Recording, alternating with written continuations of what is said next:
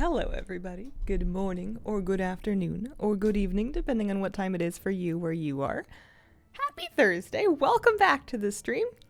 Kitty Cat's here. Want to say hi? You're a little off screen. There you go. Hi. It is evening here. Good evening. Back in hardcore. I need a nice grind day. I need a nice, perfectly safe, never danger, supposedly, day to just set myself up somewhere with Hellgrave and see where we can get. I am presently level 33 and 11%. I have basically I can get through the rest of this level unrested, it seems. I have a good chunk of rested experience banked. Not like maximum or anything, but something. What else do we have? 4 health potions, some 6 stam food, and some lovely big empty bags. I have 61 available bag slots, which I'm pretty pleased with. And I think what I want to do today, I'll have some coffee and get warmed up. Look at all those. Oh, I see. It's the scattered crate. Gotcha. I was thinking, where'd all those daily quests? What game am I playing? I think what I want to do is go back to Darkshire and go find myself a nice grind spot. I think that I don't really want to be questing. Those are kind of elite quests. I'm kind of between, I'm 33 now, so my next zones are Arathi Highlands, which is 30 to 40, and Stranglethorn, 30 to 45, or over here there's Desolus, also 30 to 40. But I don't love starting them this early when all the quests are still yellow, especially, they're all dangerous. So I feel like I want to get 1, maybe 2 more levels before I even dip my little Nomi toes in there. So let's put myself on a flight path. Let's have some water and some coffee. I've got a full cup of coffee sitting here, so you know when we need the juice. Greetings. Discovered today that you cannot sell enchants in Classic. It's true. That was the thing that made me quit enchanting, was the fact that if I wanted to make any gold off of it, was going to have to speak to strangers. The scandal. Just died of my 24 warrior today. Feel so bad. Oh, Adam, I'm so sorry. Harvest Festival. Free food and drink to generate 2% health and mana. Oh, neat. Born of the Northern Sea, thank you for the 29-month reset. Happy days to you, Hazel. Great to be here. Glad to have you. Hi, kitty. It's great to have you here, too. You just barely fit on the arm of this chair. If it was any narrower, then you'd have a real tough time doing it. Hi. I have some cat-related errands I need to run today. You need a new bag of food. Your food's stale. It's no good anymore. We gotta get you a new one and a smaller one because we don't finish those big bags in time. I mean, the solution's either a smaller bag of food or another cat, and we're kind of capped on animals right now. So let's see. Coffee. My gear and my warlock is pretty good. We got lots of stamina. I am sitting on, how much stamina do I have? Unbuff, no food buff, no priest buff, 126 bonus stamina, giving me a total of 19 health. I will have, I can't count in priest buffs, but I can certainly get myself another 6 out of a food buff. 2 rings, and I've generally prioritized stamina and intellect, but more so stamina on all of my gear. My neck has, oh, I thought I had strength. No, just stamina and spirit, Starfire Medallion.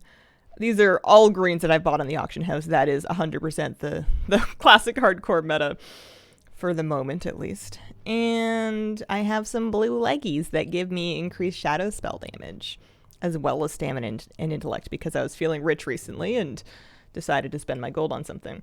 Now I'm kind of thinking that if I can get like sort of 35-ish gold, then I'm prepared to just blow. Before like level 37 or so, there's a couple of blue wands. I'm using Starfaller, which is a blue wand. And there's a couple more blue wands that I'm coming up to in level. So if I can afford one of them, I'm doing a lot of wandings, so that would be nice, but we'll have to see. I'm hoping to get some valuable stuff to sell on this farm, but we'll, if I only get experience, that's okay. And if I just make it through my morning and I don't die, that's okay too. The green hooded drop from the auction house, all from the auction house. 100% of this is from the auction house. I do get quite a few greens to drop, and by the time they drop for me, they're for like 5 levels ago, or at least they're equipable by 5 levels ago. So I sell those on the auction house, and I put those funds towards more up-to-date greens for my character. I am going to need new soul shards. That's what I'm going to need here. 42 died. What happened? Bloodseal, Warlock, Stranglethorn, Veil. See, Stranglethorn Vale, dangerous place, spooky. Use caution. Wands are dope. Really kind of want them back in retail. I love them. I can't fathom with my tiny little peanut brain how they would work in retail, though, just because right now they're kind of a function of me playing this game like an auto battler. I get into combat, I pick my battles, I throw up my dots, and then I'm wanding. You know, I'm like auto attacking basically for most of my damage. And in Classic, that's a great time. In retail, I feel as though it wouldn't. Rotations are kind of very different. I don't know if it would work. Maybe it would work. Who's to say? Not me. This is why I don't design games. I design songs to sing to my dog while I'm getting his breakfast in the morning. Because his name is Moose, most of them start out to the tune of the Scooby-Doo theme song, because you can start with Moosey Moosey Moo. And, you know, that'll get you to lots of different places lyrically. Love how hardcore makes me genuinely think about what I'm doing, how to approach things. Spec built around wands might be cool. Give them actual abilities. Oh. It's mostly the aesthetic of it that I miss. There are still, if it's aesthetically, there are still wands in the game that casters can transmog onto one-handers. It's just not like a wild amount of them. And they can't shoot anymore. It's a real shame. Yeah, 33, 34. So yeah, I don't really want to be starting Stranglethorn until later. I have professions-wise mining and skinning, and both of those things are purely in the name of making gold. I will be gathering as much as I can. Excuse me. This is insensitive to my gnome legs. I'm leaving. As much as I can. This is not out of reach of my stubby little knees. Imagine a legendary wand that was meta in retail. I'm allergic to legendaries in retail. I'm the worst. I don't like them. They have not really ever made my life better. It's either it's a cool thing that I'll never have, or it's a thing that I definitely get to have that's not cool. Those are the only two options. They're either gimmies or they're completely out of reach. Also, there comes our friend. We're gonna get out of the way. It's just not ever been for me, and that's fine. There can be things that aren't for me, but whenever I hear that they're planning a new legendary, it just kind of makes me feel ill. I'm going over here this way. Halloween is coming. That means you get to sing Monster Moose to the tune of Monster Mash. But only if he has a monster costume on. Same token, miss non-hunter classes being able to equip a bow for distance and range. Try to make sure most quests are green-gray, just like to finish everything. I am okay with skipping quests. If a quest is like very gray, that one's going to give me a negligible amount of experience. So I'm good with just skipping those. I try to make sure the zones, I'm like a bit out-leveled for them, especially if I'm planning to go into areas that are a little denser mob-wise.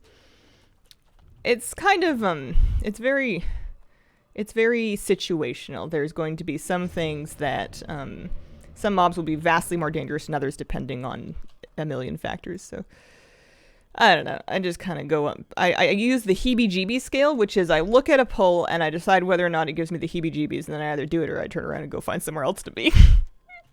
But I will say that the whole zones of all three of the next zones give me the heebie-jeebies for the moment. I need to wait until I'm like real bored with this one, and or the wetlands. But the higher level wetlands grinding spots are kind of stinky.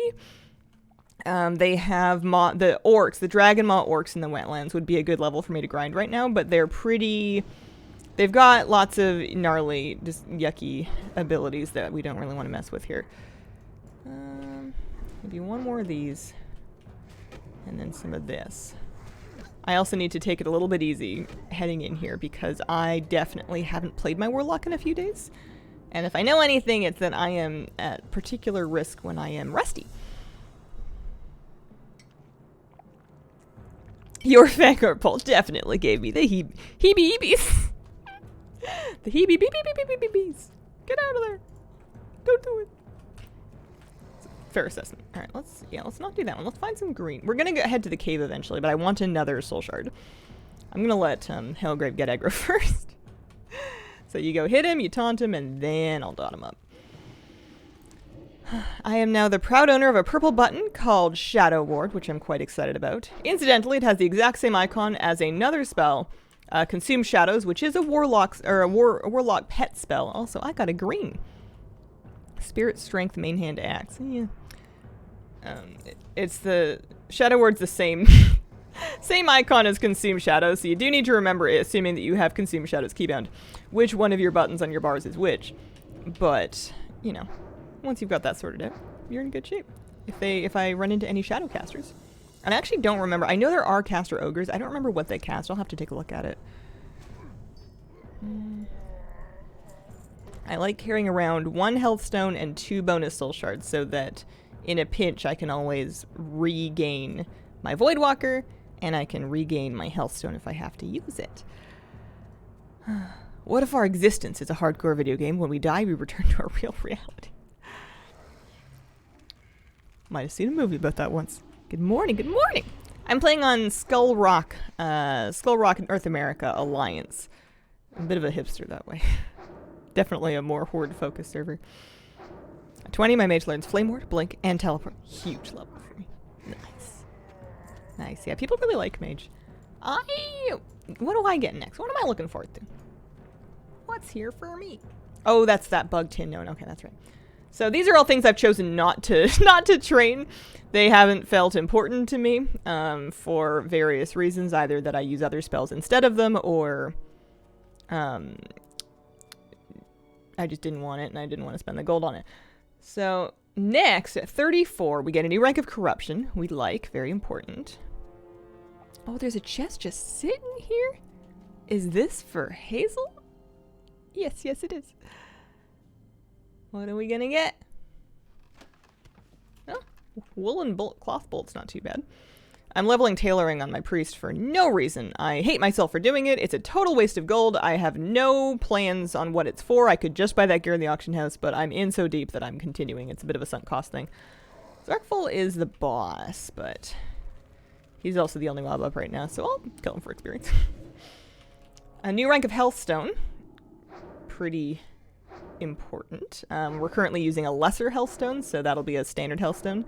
My current one would restore 250 health, which is it's an eighth. It's approximately 12% of my health, roughly, give or take, and that's not very much. So having a better one will be good. Drain mana is something I haven't bothered with. Same with Rain of Fire and Searing Pain. Searing Pain probably does lots of damage. I don't know. It's just that it's a Searing Pain says it generates high threat, and I spend a lot of my life trying to have Hellgrave keep threat off of me, so I figured that if it's just a filler, my wands do lots of damage anyways, plus they don't cost mana. So yeah, these are green, but they're not like wildly green. 30, 31s, that kind of thing. They should be respawning fast enough for me to have something to kill, but I don't think they're so dense as to be dangerous. I know Flabby spent a while grinding in this cave. Good luck today. Thank you. Shall we set up a prediction if anybody had a desire to vote? Is today the day the No More Lock dies? It could be. You know, death came for my last warlock. I'm feeling pretty confident, but then again, I was feeling pretty confident before I died last time. Oh yeah, you go pull it. There we go. I should have added mimics to hardcore. Oh, mimic chest, yeah. That would be weird. That would be a strange thing for them to do in the game. There's a mob somewhere that's got that kind of vibe in WoW. There's some kind of a treasure chest based enemy that gave me very mimic vibes, but maybe I was just having a nightmare. This way. Edgy name for a Voidwalker. It's like the best Voidwalker name I've ever seen. It's so good. My friend and I made a hardcore duo of priest and warrior to level together. And their warrior is named Hellgrave after my Voidwalker name because it's just the finest inspiration in the land. Raid boss in BFA? Opulence? No, I'm thinking of something with more like long claws. Something creepier. Something unsettling. You still lose your demon when you take a flight? Yeah, they will, generally speaking, refund you the Void Shard. Maybe it's always. I've noticed that I will get refunded the Soul Shard, but I still need to resummon it when I hit the other end. Are you thinking Dark Souls? I'm thinking, well, that's where it's from originally. I'm trying to think of, well, I'm not trying to think of anything. There's nothing going on up here. Never mind. More coffee. I kind of thought there were going to be more ogres in this cave. I lost my first warlock on Monday. Harder than I thought it would be. Got my new one level past my first one last night. Oh, congratulations. New personal best. That always feels good. It kind of feels like you've undone the past. But you've better than undone the past. You've learned from it. Classic D&D enemy predates Dark Souls. I see.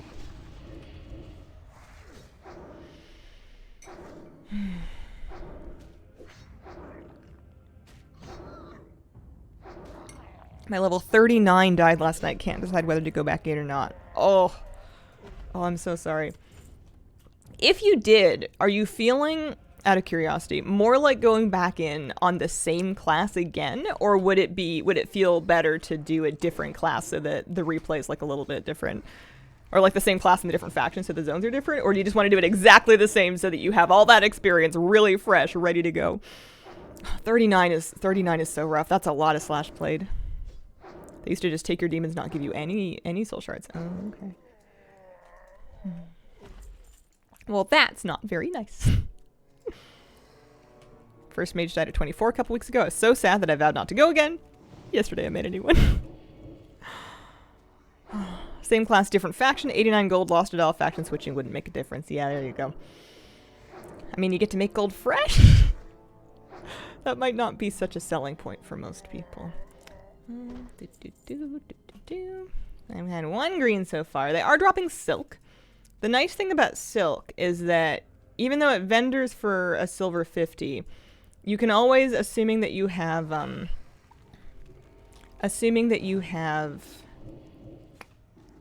first aid and enough first aid to make bandages, you can always get at least 2 silver of value out of it, because if you craft silk into band-aids and then vendor them, you'll get 4 silver for a heavy silk bandage or 2 silver for a standard one.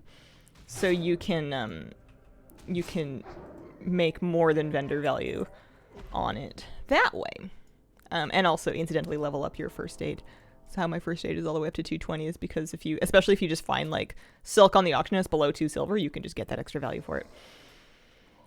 If I live long enough in this cave, so you're taunt that guy one more time and then go get that next guy. Yeah, you can do it. You can do it. And then do a regular taunt and an AoE taunt. And then attack the first guy, and I'll dot up the second guy. And then you taunt the second guy, and then I'll attack the first guy.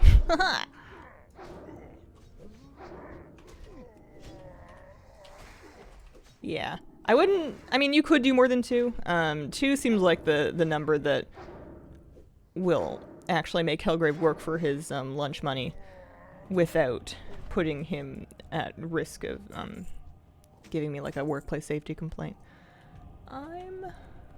Yeah, there we go. Hazel, you said you can't make money tailoring. Can't you put the items you make in the auction house? Oh, certainly you can. I'm sure I'm trying. Don't get me wrong, I'm doing my best. I'm just not feeling very optimistic at this time. What do you think is the best class race combo for hardcore? Class race combo for hardcore. In terms of not dying? There's probably a right answer to that. Who dies the least? Slash death log. Class statistics. Who reaches level 60 the most? Let's answer that one. Paladins and priests both have a very high chance of reaching 60. For priests, do we have race stats from there? I don't know. Yeah, it's not as widely different as you think. Oh yeah, there is a caster, although he just does flame ward. So I'm just gonna not do immolate, I think, because he can just rinse it right off anyway. Dwarf priest best alliance race. Fear ward on dwarf maybe. It's really good for. My understanding about that is that it makes it really good if you're gonna do end game content, and there are certainly some applications where fear ward is life saving. But it's not as often as you'd think. There are not that many situations where you're leveling where you're going to be consistently running into threat of getting feared personally. It's not that common. And indeed, if it was... Actually, I don't remember if Will of the Forsaken breaks spheres on in Classic or not. I want to play an undead and eat people. But I have enough hardcore characters. I don't need any more hardcore characters. But I want to play an undead and eat people. And I can do it in retail. But there's like... If you're eating people in retail, that's a choice. You know, that's... You can't argue that you needed to. That's a lifestyle. Yeah, dwarves seem good also because of stone form. Having a defensive racial is pretty nice. Charm, fear, and sleep on hardcore.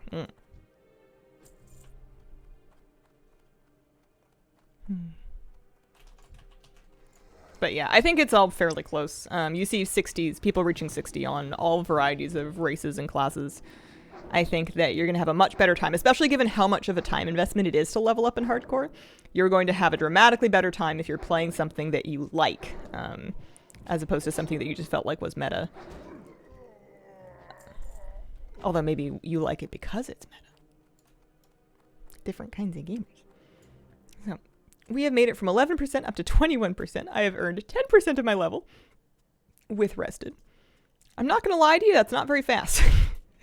This, it's going a little better. The spawns are starting to pick up a little bit. I've also lost my food buff.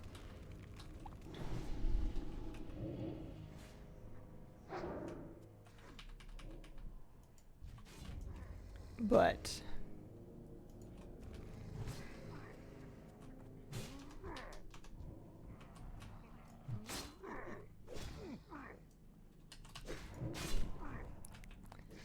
I might think about a different place to grind. I don't know. Gotta find a couple more chests. Make it worth it.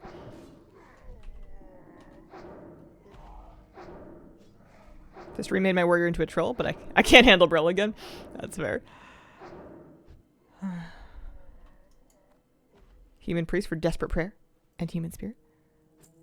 My dwarf priest has desperate prayer. I think that's just a priest thing. Hi, Giddy.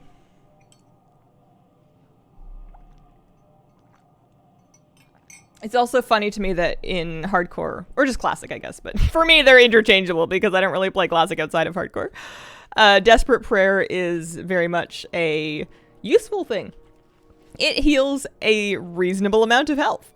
On retail, desperate prayer is a button that you press because you feel like you should. It's like along the lines of eating, you know, cruciferous vegetables and... things that you do just to make like the ghost of your parents happy. Starting hardcore, got my druid torn to level 14. Really fun so far. Nice. I love roving buffing druids. I want more ogres.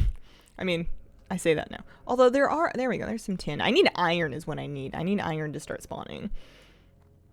The raptor cave in the wetlands. The raptor cave in the wetlands was really good because I could skin them, but I've pretty much out-leveled it now. Oh, I've only mined that once. That's a retail habit. Really like your hair? Well, thank you very much. Used a lot in Mythic Plus. I see. Surprised the hardcore playstyle doesn't make you want to play normal classic too. I mean, maybe it would if I, like, died again, but I think it's just a completely different animal for me. I need, because I have no intention of playing endgame, leveling a character on regular classic just to abandon it at 60 feels like more of a waste of time than doing that same thing on hardcore. Even though it's the exact same like string of actions, it feels like more of an accomplishment to get to 60 on the hardcore server, and therefore I'm more willing to just like accept that as my victory and then pack it up and take it home. I think that I would discover a loss of purpose pretty rapidly on standard servers. Hello, Hazel in chat. Sorry I'm late. Oh, never be sorry. Never be sorry. You cannot be late. The only person who can be late is me. Hello, Hazel in chat. Hello. How are you? How are things? Wait, where are you going? That's the stuff. I guess they're spawning a little better. Oh, I wasn't supposed to put a name light on him. He's just gonna take it right off. It's goofy of me. The water saga continues. They found actual bacteria in the tap water. There's that. Oh dear. You're still on a boil water advisory. Coffee, good. Scroll of Spirit. Is that worth vendoring? Scroll of Spirit too? Is that worth selling? Really? 14 silver? Okay. Alright, I'll save it. I'll post it. If the world promises me... Okay, yeah, now there's more workers. If the world promises me that it will sell, then that's fine by me. Level a character to 60 in Classic when it was normal. So this I got.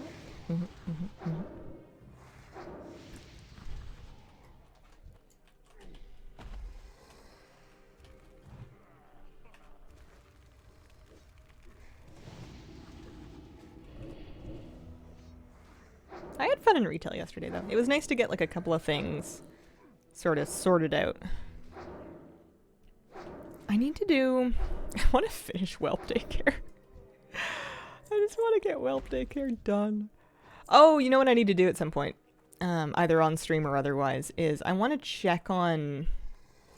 my auctions. I actually did end up logging back on and setting my alchemist up to craft while I was having lunch. And then going for like a walk. So I made a big batch of elemental potions of power from, you know, homemade Primal Convergent and Omnium Draconis. Thank you very much. And I posted it all, and I wanted to see if any of it sold. I managed to sell off the gold, like the extra gold rank Omnium Draconis and Primal Convergent already, so that was promising. But we'll have to see. I made a pretty good sized batch. I hadn't tried to sell anything in a while, and I was curious to see if the landscape has changed much.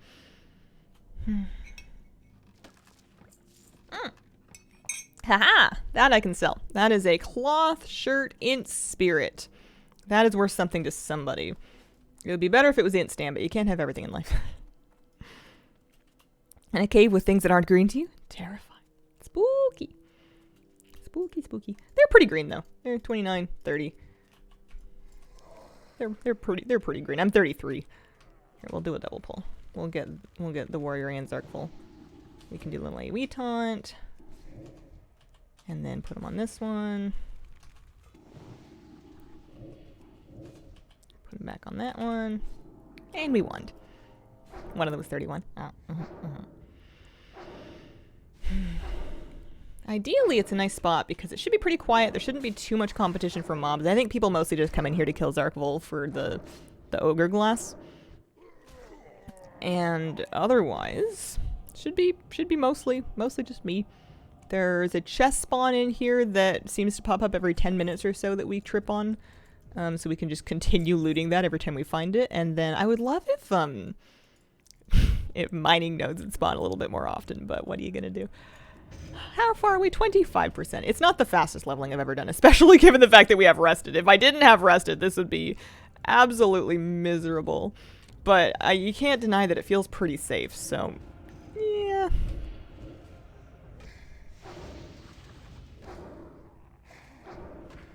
It's either this or try my luck in the early overworld of the first couple mobs in either Stranglethorn Desolus or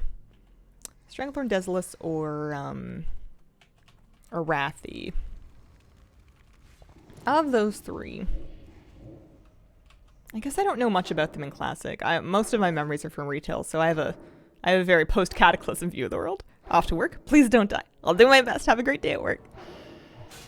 There we go. These are lots of silk, though, which is super nice. Even if it doesn't look like I'm making a super high amount of gold, I should be doing all right, because once I, spool up all that silk into bandages and just vendor them, should be decent. I'll keep a couple on hand just in case I need them, but... Oh, Scroll of Int? Yeah. Oh, I see. I was going to say, so how come the Spirit Scroll sells for so much more than the Int Scroll? And I bet you it's because the Int Scroll is exclusive to mage buffs, and there's just so many mages out there. Plus, mages are 1/3 of the people that might even need a mage buff in the first place. And people typically buy scrolls before, like, dungeons. I'm guessing. So, Who's to say? I just need lots of gold so I can afford lots of really, really, really good weapons. So I can continue trucking down everything in my path. Ooh, speaking of wands.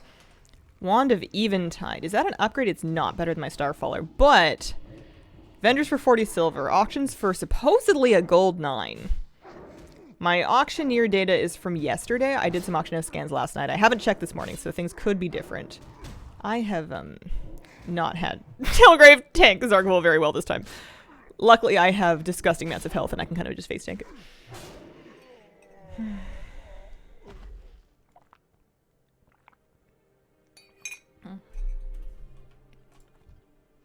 There we go. I could look for groups for a group quest in this area, but I don't know if that sounds like me. I think I can just leave Morlidim alone. You know, he's living his life, I'm living mine. I don't think we really need to bother each other.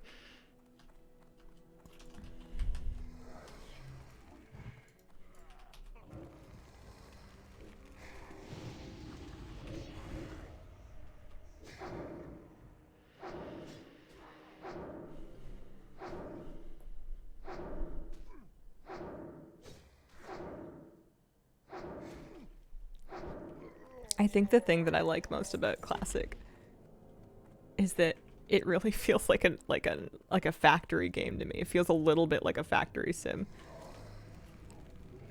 I like auto battlers, I guess. Is that a Moonkin pet? A Moonkin pet. I don't actually have any pet out right now, aside from my Voidwalker. I do have. Oh, I see. That's my Greenwing Macaw. That's my parrot pet. I did not do Dead Mines, but I purchased it on the auction house from somebody that did. I've always liked that parrot pet, and I wanted to have one on Classic. Have I played Factorio? I have not played Factorio. I think I own it. I think I purchased it on a Steam sale, and I have not started it because I have this underlying instinct that if I get into it, it's going to derail my life substantially for a long time. I have very little impulse control when it comes to games like that. And I think I'm saving that for, like, I don't know, a life crisis or extended convalescence from a near-death accident. Not that I'm planning anything like that, but a very specific kind of situation where there is nothing better for me to do than just lose myself inside of the hypnosis of a screen for 4 to 6 months. Hair color reminds me of your BFA area. Just as contrasting that you're switching to Inksy, your BFA main. I hadn't thought of that. That's kind of neat. The reason it's nicknamed Cractorio. Hello, Hazel in chat. Hello. How are you? How are things? So that one has a net, but, you know, I have escape artist. That's why I'm a gnome.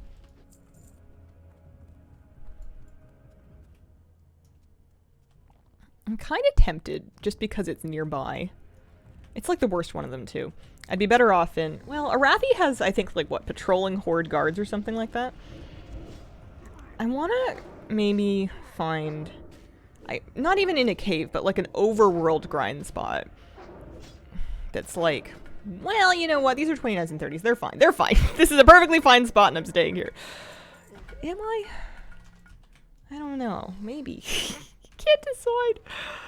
I can't decide if this is fast enough for me or not. I guess it's progress.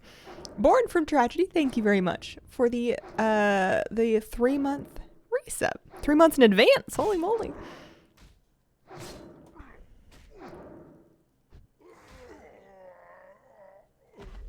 Job interviews postponed. Guess I can stay here a while more.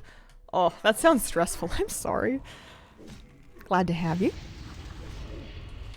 Friend died to the Alliance Patrol in the Barrens, walking up the road to the crossroads. Yeah, it's kind of my greatest fear. I guess I need to also, well, needs a strong word. I could go to the Barrens. I've got Warlock Quest to do out there. One of them I picked up 13 levels ago at level 20 for the Succubus. I just never did it. Honestly, I mean, if you don't need it, you don't need it. If you don't need it, then what's it even for?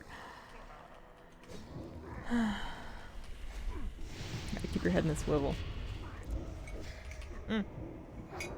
Somebody just died of Morlidim? No, Eliza's guard. Last words. Huh. Can't replace Helger with the Succubus? No. No, I've gotten too comfy with Helgrave. I like having the tank. If I'm paying attention, he does a good job of tanking for me. So there's a spawn point over here. I'm starting to scan the different spawn points in this cave for the chest respawn. It should be up. Feels like it should be up vaguely soon.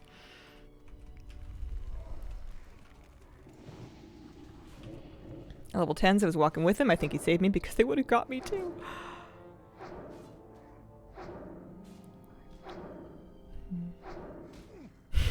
Thanks, Star Search.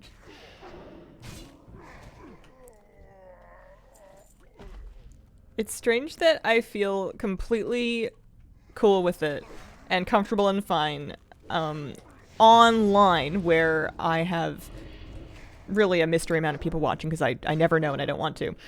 But like getting on camera and streaming doesn't bother me at all, being like bright in the hair region. But walking around outside, if I'm like outside and I'm not wearing a hat, I feel as though it's just like, and I mean, it's not like I'm the only person with colored hair in the city. It's very far from it. It's really not that unusual, but I feel extremely bright. I think it's because I've just recently done it, so it's a bit of a change. I'm feeling a little bit loud.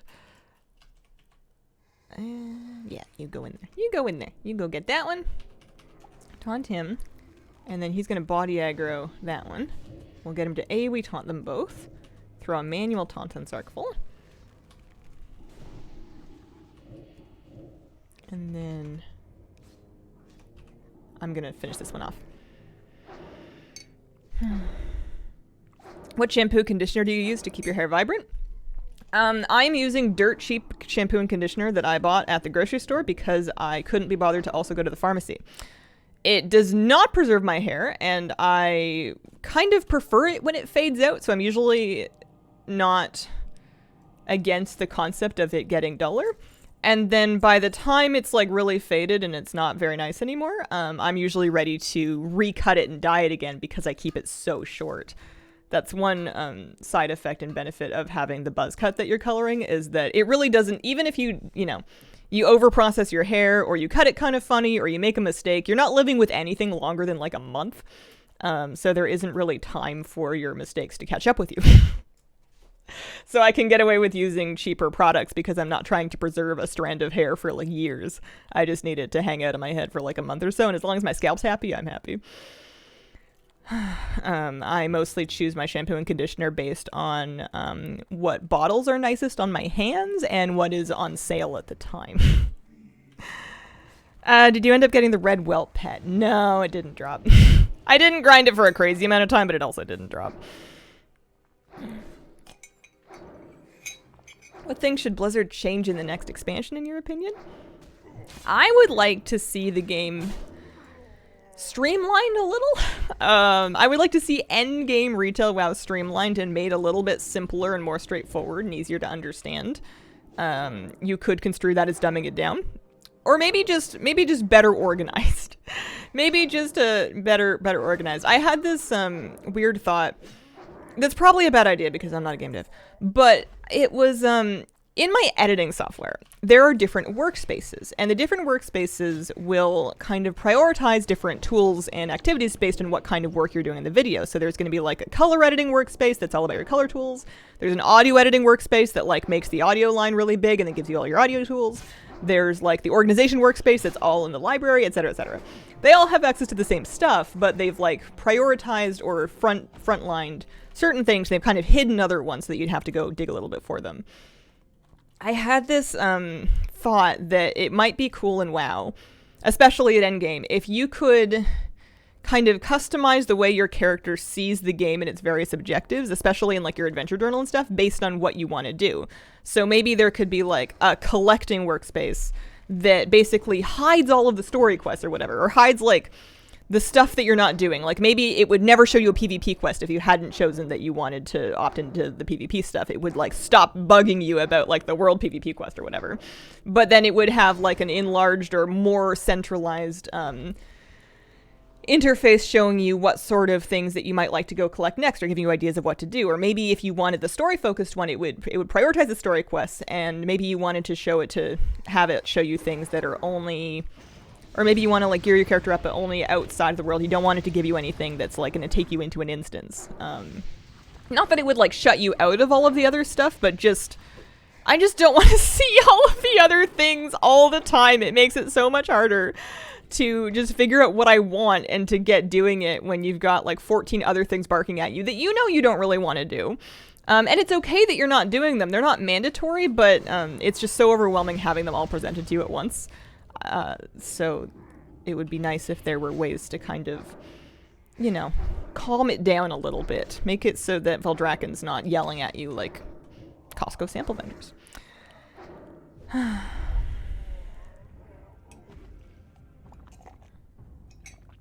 Player housing would be awesome. Also, revamp questing UI. I think one potential drawback with my idea, there's a chest up here, is that if you could allow players to hide access to certain things, there will inevitably be people that forget they've hidden it and then go looking for it and then start ticketing support because they can't find the thing. You could certainly, you know, front and center that kind of tip in the customer support thing to be like, have you tried enabling it via this thing? But there will certainly be some amount of frustration that happens when people forget what they have opted into and out of because they might have done it a long time ago. And they waste a bunch of time looking for something that is just like, you know, hidden because they've hidden it via their settings. I've had problems like that before, not through Blizzard UI, but just because I've hidden things via add-ons. I once turned off of my advanced combat log with Leatrix Plus just because I figured I'd never need it and I was streamlining, I suppose, and then I never needed it for ages and ages and ages until or detailed combat log or something, until I was trying to do the mind melder puzzle. What is it called? The big goopy brain tentacle thing that was like a group puzzle to do, and I was the person that needed to read a damage number out of the combat log, and I didn't have it, and I was like sharing screen to my friends in Discord trying to figure out where on earth this thing went. Turns out it was a me problem. I turned it off, and I just hadn't realized I'd done that. But that is one potential drawback to that kind of thing. Gherkin Slice, thank you for the 34-month resub. People might end up not trying new things, and then parts of the game get no new players, because people don't have a reason to try them. That's possible. I would argue that the amount of people that see Gotron... Well, I guess I don't know. My instinct is that the amount of people that get into PvP because they saw a PvP weekly quest in Veldraken is probably not super high, but maybe that's just my own projecting. Maybe that's just me thinking. Maybe there's lots of people that see those and go, okay, and then that's their new hobby. I got some Elder's Bracers of the Eagle. I can sell those.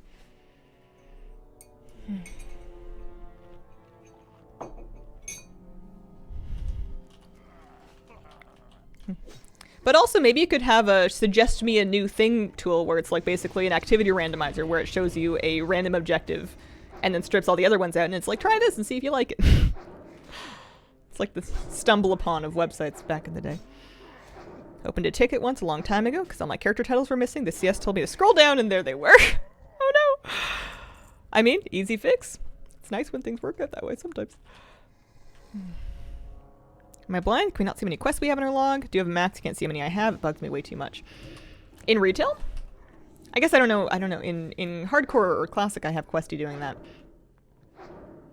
I can't see if I've looked at the quest log a whole lot in retail lately.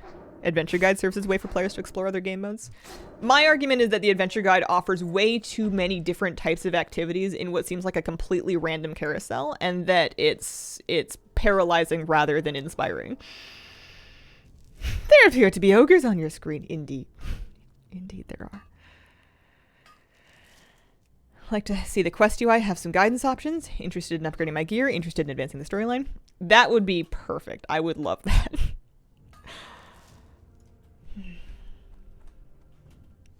And I mean, I make do. It's not like I'm not enjoying the game. I have gotten around this by using a physical paper, pen, and notebook on my desk to serve as kind of a curated quest log where I will figure out from the vast mess of the game what it is that I actually want to do, and I will write those things down in the list, and I'll work off of this, because if I try to work off of the in-game UI, it splinters my brain into a bunch of multicolored sand. It's just impossible to like get from point A to point B without getting distracted. There's just too many competing things, and it is not nearly clear enough what you get from all of them and what you even should be doing or might like to do. So I usually try and do that in 2 separate pieces, and then I just use my little list. And that works great. I have a lot of fun working off a list. It was great yesterday. You know what I can do while I'm waiting for ogres to spawn? Oh, no, there's an ogre up over there. Oh, they're coming up again. They're up. They're around. Super jealous of your Voidwalker's name. Make lots of spreadsheets for that exact reason. And one could argue that perhaps while our workarounds are working for us, the game might be improved in ways that make them less necessary. There's probably some people who don't reach the spreadsheeting phase that just get kind of overwhelmed and frustrated and then go do something else. And those people might be saved if the whole thing was a little bit less messy. Does the notepad have a pretty cover? I got it off the shelf at the hardware store kind of cheap, but then I put stickers on it. It says bright ideas, and then I put some sparkly fishy stickers on it. It's got a little seahorse over there. I'm about halfway through that one. Almost exactly halfway through that. More than halfway through it now. It's just a lined empty book, so I use that for any number of things, mostly lists.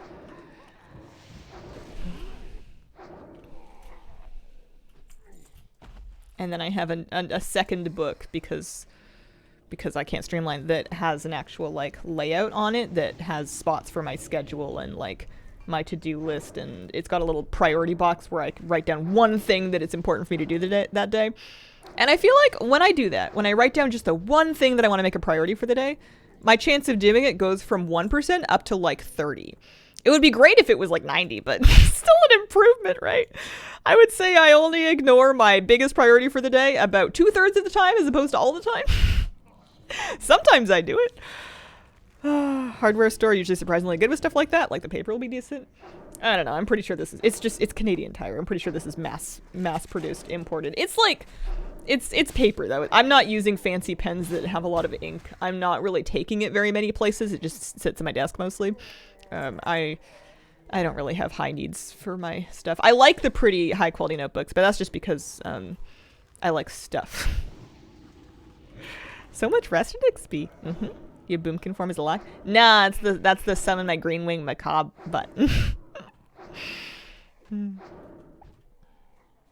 Some of my favorite ever sketchbooks have been dirt cheap ones from our local hardware store.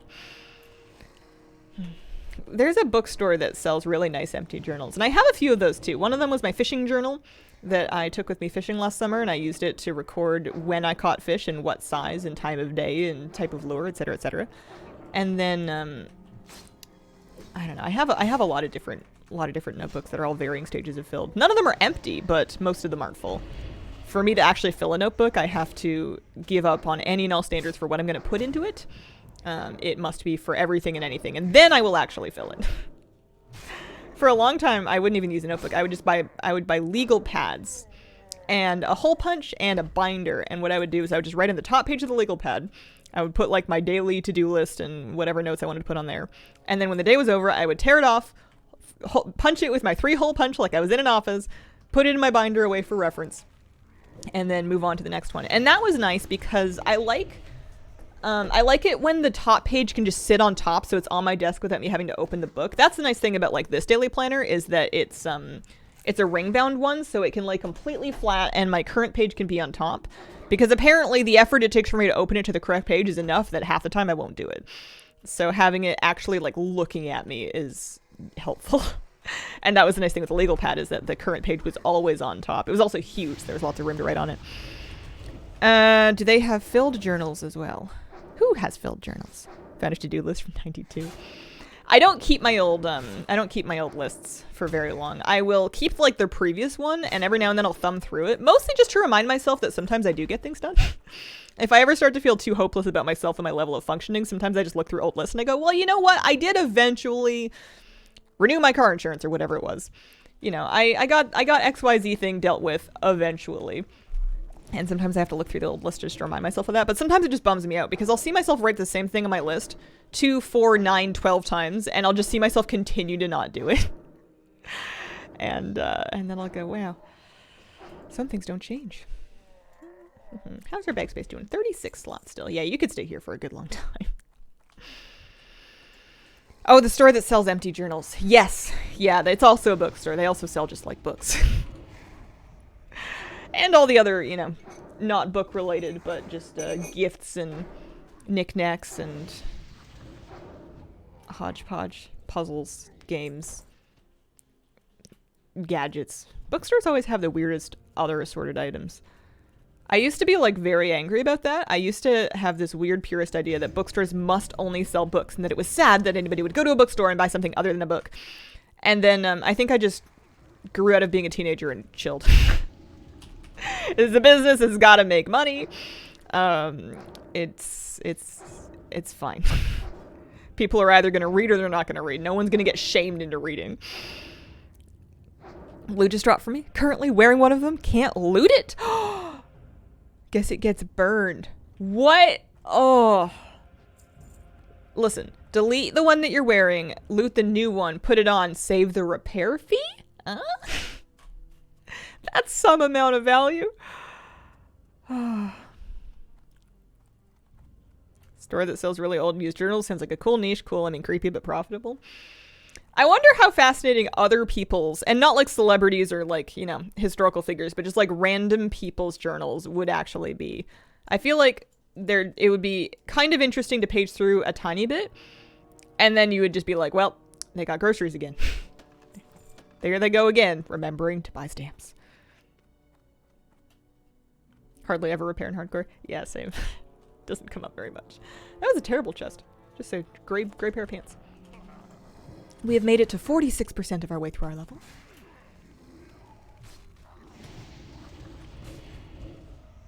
Monroe's book still in business in Victoria? I'd have to Google it. Maybe. Here, let me find out for you. Monroe's books. Government Street. Yeah. Sure is. Oh, yeah, I've seen that. I've never gone in, but I've seen it. Yeah, it looks fancy.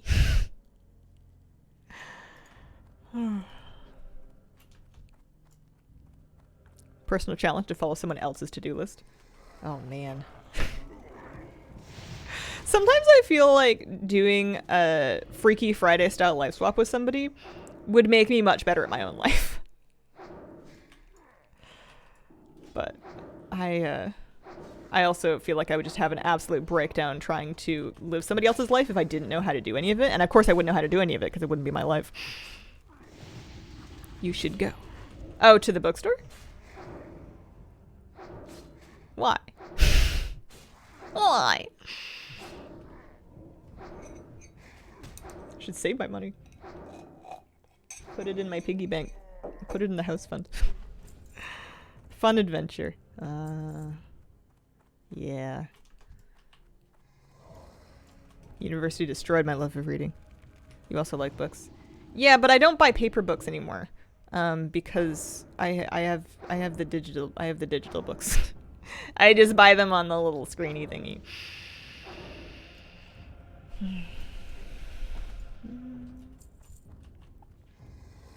Don't mind me and my laughably long TBR. Question out of left field. Did you ever get the Forbidden Reach meta achievement? I did eventually get the Forbidden Reach meta achievement. You know what it required? I had to find the Cthulhu book or Cthulhu book again. I found it the first time and the achievement did not pop.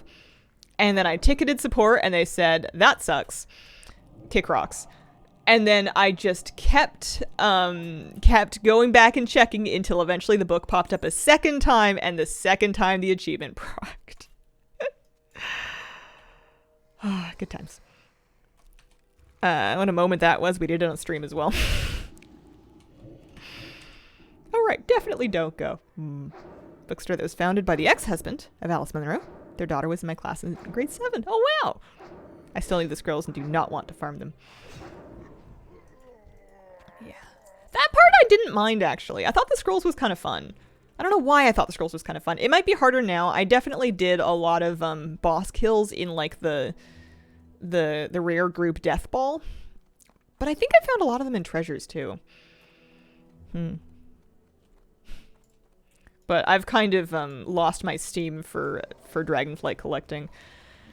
At some point I need to get re-obsessed with pet collecting and top up my list of Dragonflight pets and then like get them all leveled and stuff, because I'm still missing pets from like the whole expansion. Basically, my collection's decent, and I have all the, I have 1,632 pets, so it's not like I'm missing any meta achievements or anything. But I usually by this point, well, I don't know. I guess pet collecting is usually pretty late expansion for me.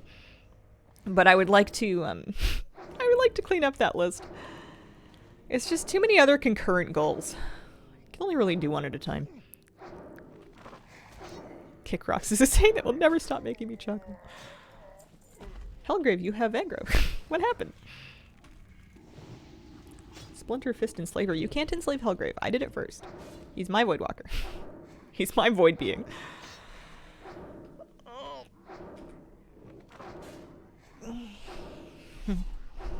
It's chilly, rainy weather season, and I'm kind of excited. I'm all about the warm layers and the flannels and the hoods and the hats. I found like my knitted hats in my drawer, and I pulled them out so when it gets really chilly, I can start wearing my little caps again.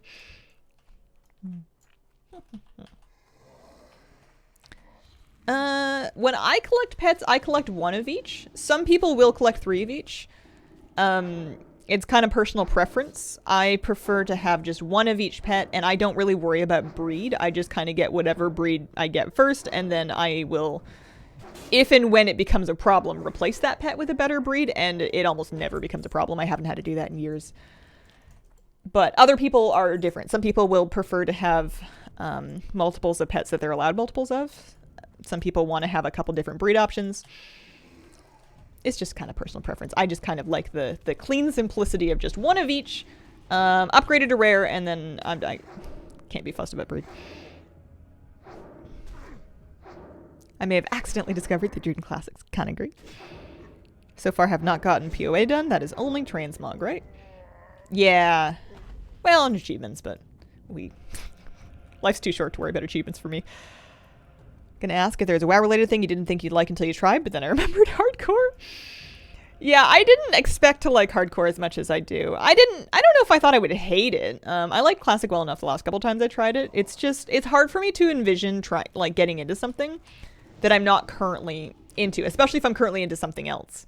It's very hard for me to imagine enjoying something that's not immediately in front of me.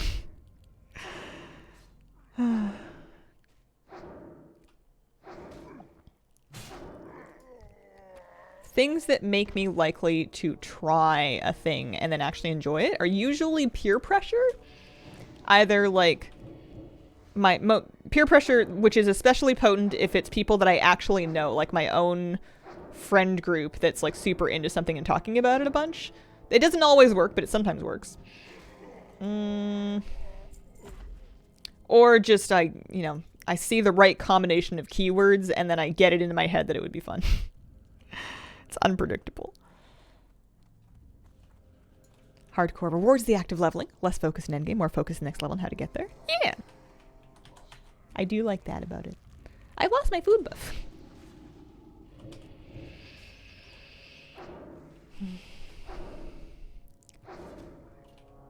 I also like the feeling of the sort of leaderboardy aspect of gaining levels, in that every level that you progress, there are other people that didn't make it to that level that started your same like class or class race combination. So the farther I get, the more I feel like I am ascending up the ranks, either in terms of like getting a better grade or, I like feeling like I'm part of the 3% of warlocks that made it to 30 or whatever it is. I'm going here. I want to say the driving force there is ego. I have some yummy greens to sell. Plus the slot machine of getting things that are valuable, and having valuable things be available off of just like random questing mobs and random chests that you find. Hardcore clout. Yeah. The interesting thing is I don't know who I want to be I don't know who I'm trying to impress with that. I don't know if I'm trying to impress stream, if I'm trying to impress myself, if I'm trying to like disprove some imaginary person that thought that I wouldn't level very far, or if I want to like impress like low level people that I'm running by, if I'm just trying to feel smug when I see names in the death log and it's not me yet. I don't really know what exactly. What is that, tin? Yeah. I don't really know what the goal is there. But there's definitely something. There's some kind of form of that that's fun. How much tin we got? 8. 8 tin, 3 iron. Mining skill is at 148 of 225. I would argue you're actively working towards impressing yourself, especially since Warlock 1.0 met her demise. Would you say the delta between how much you thought you'd liked it and how much you actually liked it is bigger for hardcore or for Korthia? It's hard to say. I've forgotten Korthia. That is long enough ago that I don't really have any emotional recollections anymore. I could tell you that Korthia involved green teal creatures and that the grommets were kind of cute. I don't remember how I felt about it at the time. I don't remember whether or not I was thinking about it in the morning or like when I wasn't playing. I don't even remember where I was living when Korthia was current. I couldn't tell you what year Korthia was. I don't know. Oh.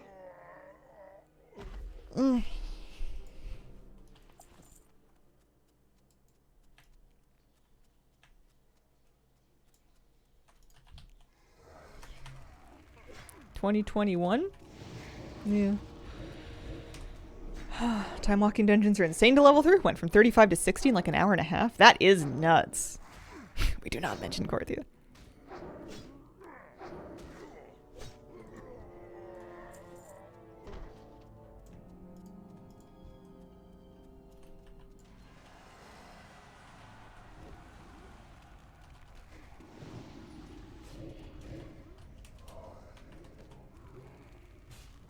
That firemonger's gonna take the yeah, he's gonna flame ward the immolation off of Zarkvold too. You gotta go. You gotta go, bud. Oh, is that iron? It is iron. I need it. There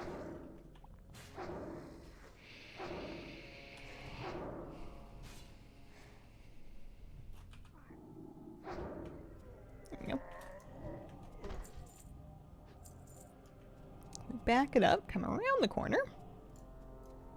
Yeah, we can totally get to 34 here. Once we're 34, I'll probably look for a new spot because some of this is going to be gray, I'm pretty sure. How's Mr. Moose and Miss Kira? Hi, Beacon Hills. They're good. They're good. I need to get Miss Kira some fresh food. She's you can tell her food's getting stale if she starts spreading it everywhere looking for the good kibbles. If her food is fresh, she'll just eat it. So I need to go out and get her a fresh bag of food today. And then it's going to be this, every time I'm at the store that sells any pet supplies, I have to restrain myself from buying toys for Mr. Moose because, like, he just loves them so much. It's so fun to spoil him, but he doesn't need more toys right now. He has enough toys. He has a variety of them. I can rotate them. He has toys of all different applications. He can teeth on them, which is good because he's got big chunky chompers coming in. And he doesn't need any toys right now. Plus, he's going to have birthdays and Christmases, and I can save some amount of my toy buying energy for those. I am not in Stranglethorn. No, I'm in Duskwood. Yeah, they're good. Moosey's so cute in the morning. And in the evening. He's cute all the time, but, like, he's especially cute when he's sleepy. I feel like I've gotten aggro in this spot before myself. It's a weird spot for a Shadow Word.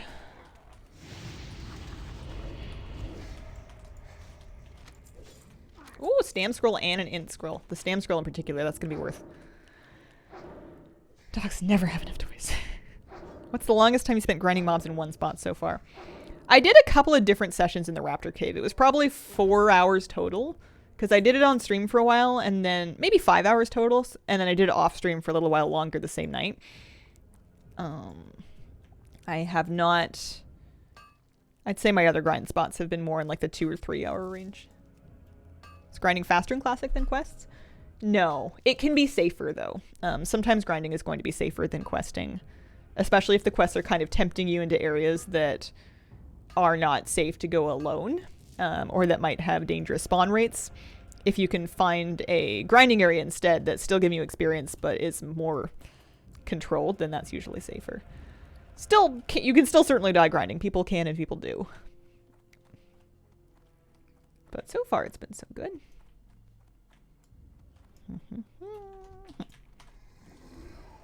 My pup has a box of reserve toys. We cycle through him. Few things beat a good cardboard box we allowed him to tear up. This poor boy's teeth are just coming in. He's got such huge molars. They look like they're not going to fit in his mouth. His poor gums, like where his teeth are coming in, you can see that his gums have just like gotten wider in the bottom at the base of his poor jaw. It looks so uncomfortable because his snout like still needs to catch up in size. He goes back to the vet in a few weeks to get another round of shots, or one more booster of a lepto, I think. And oh, hey, chest. Get the vet to look at his teeth and just make sure they're coming in the right spots and that his bite's okay, because the poor boy looks so uncomfortable. Oh, he's crunching his food now, though. And he's got some real chomping power. Never been able to do grinding for extended periods of time, just cannot do it. That's fair. It seems like a pretty unreasonable thing to do. I think that this is just a very... Some people really like it, and some people would be bored silly, and I think that being bored silly is the correct... or the default response, rather. I'm just... I like repetitive activity. I always have. Anything good? Especially if you get like little hits of rewards here and there. The occasional mining node or chest to loot. I'm happy as a clam. Bought my girl a squirrel and a tree stump toy. You hide the squirrels in the stump, she pulls them out. Oh, Moosey would love that. He loves taking things out of other things, or taking things off of other things. I have to be very careful to snip the tags off of anything I give him, including like beds, and I had to take the tags off of my kitchen chairs because if he can rip a thing off of another thing, he will. And he would adore that. Now she's not sleeping. She's crying at me to play with her squirrels. Can grind for a little bit in Wrath, but I get bored out of my skull pretty quickly.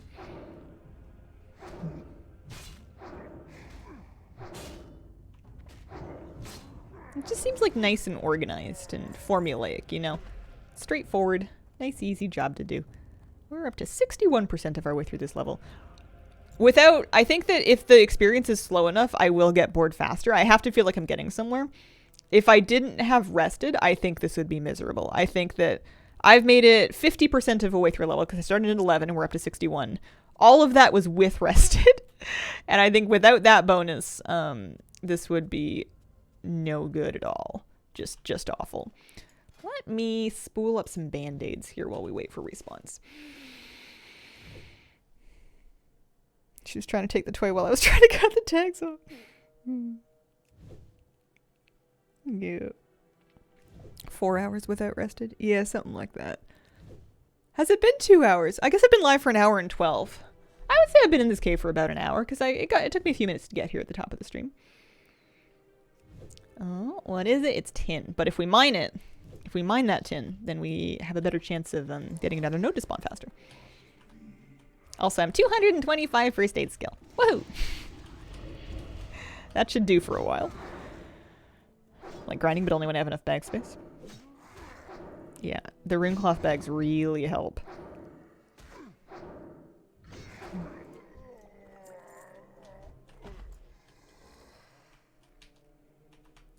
It's a lot more fun in Classic once you get to the level where mobs start dropping greens. The very early levels of Hardcore, mobs will drop like white quality armor rarely, and that's no fun because it's not really worth selling on the auction house. You can vendor it for a few more copper than normal, which is nice when you're dead broke when you're first starting out, but it's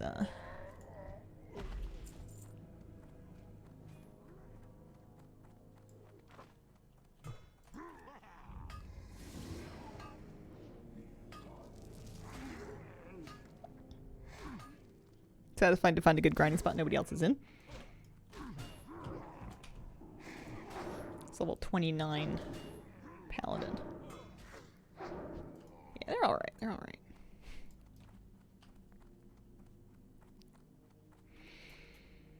And we're mining skill 150, so we're 5 mining points away from... 5 mining points away from... being able to mine gold. I just need to find 5 more iron nodes. Even smelting iron is would not give me any skill. I actually have to mine it. Maybe if I could train smelting gold or something and then buy it, but that's okay. I'll find the iron. It'll show up eventually. It'll turn up. I kind of don't want to kill Zarkvol if there's somebody questing in here because they're probably looking for Zarkvol. So I don't want to just like spawn camp him when somebody might need him for a quest. 2 hours with rested, 4 without rested, over explaining things, but now I've committed and cannot stop sending help. Yeah, I think the later parts of classic love grinding, like getting, you know, past like 45 on, will be excruciatingly slow. Like a difficult thing for me to stream. Well, actually that's not true. You can I don't know if anybody's too worried about how fast I'm going. Is that Zarkvol? Nope, just a Splinter Fist warrior. Any chest? Is that Zarkvol? Nope, another Splinter Fist warrior. Here, grab that one.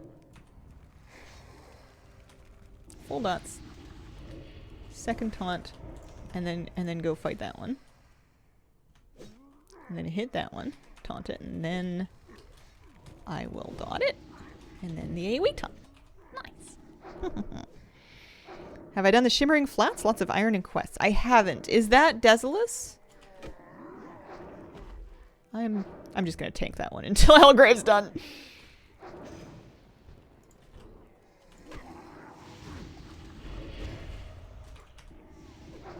I have not. 1,000 Needles. Oh. I'm kind of afraid of the Horde and the elevators. What level is 1,000 Needles?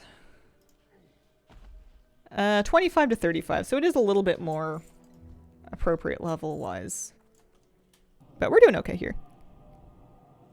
Is the time walking buff useful to characters who cannot yet do time walking? It's an overall experience buff, but I don't know how you would get it on a character that cannot do time walking, because you get it from doing time walking. The item that you mail around was a data mine thing that never materialized. Arathi and Boulder Gore west of the flight point. Like there.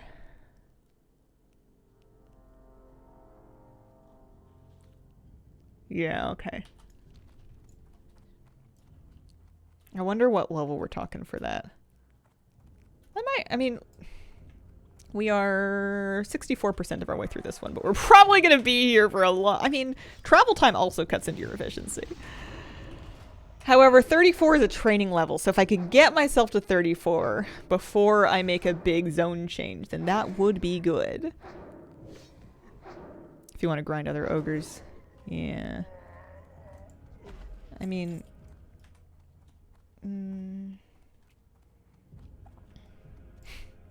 Part of me is really tempted to go poke around in Northern Stranglethorn, like not go into any caves, but just kill some overland mobs. I know there's stealthies out there. I have this idea that if I could just kind of be careful, that maybe it would be fine.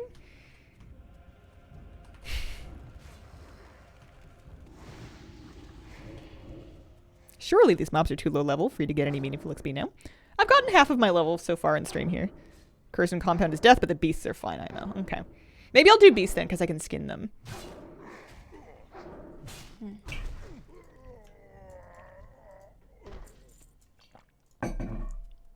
We'll do one more chest loot in here. Oh, my movement speed. We'll loot one more chest, and then I'll go poke around and see if I can find some tigers to skin or something.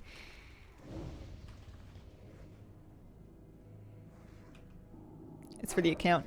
Yeah, it's a bit... I think it's quite good for leveling mid-level characters up to level cap.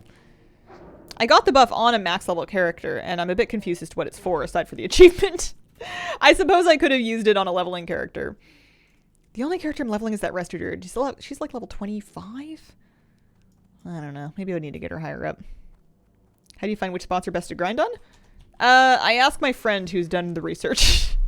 I don't know exactly. I think it's just kind of poking around. I think it's kind of checking out different spots and getting a feel for the respawn rate and what the mobs do. Are there any nodes you can gather in the area? Are there any chests that respawn in the area? Is there a lot of competition in this area? Is this area prone to hyper spawning? You know, how dangerous does it feel, etc., etc. Do they drop cloth? Are they skinnable? I think there's just a lot of different factors that you just kind of feel out by poking around. Flabby's leveling gospel, yeah. Yeah, mostly I just asked Flabby.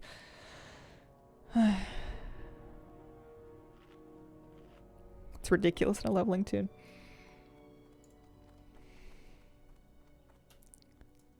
Yeah.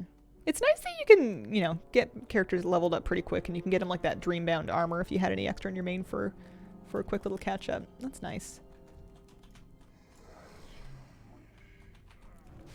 I think for once in my life, I don't feel I need to have any more characters in retail because it just feels like they're overwhelming.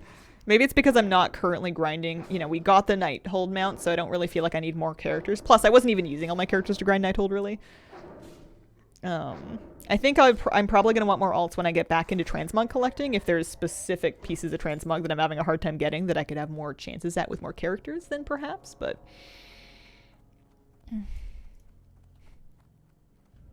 Used it for Heritage Armor, just have Lightforged Draenei left. Oh, nice. That is a good idea.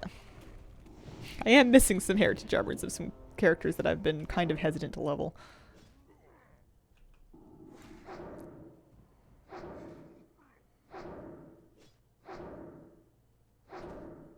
$27 bag slots is a pretty good amount to have left after all this time. I'm not upset about that. Yeah, Zarkvol respawns really quickly.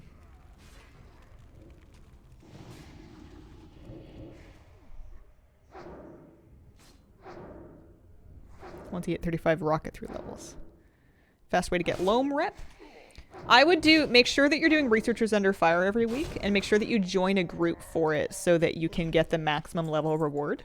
That's how I got most of my Loam rep. Aside from that, you want to do your weekly Sniff and Seek. Those are pretty good. You want to do your world quests as best as you can.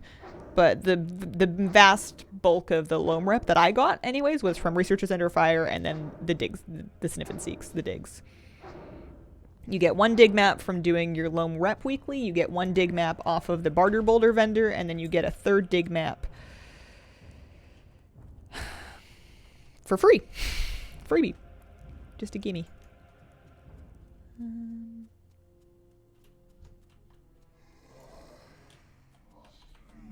Who plays you in the dramatization of your life? Are we looking for somebody that looks like me or somebody that has an energy similar to me? I've been told I have a couple of actress lookalikes, all of whom are 20 plus years older than me.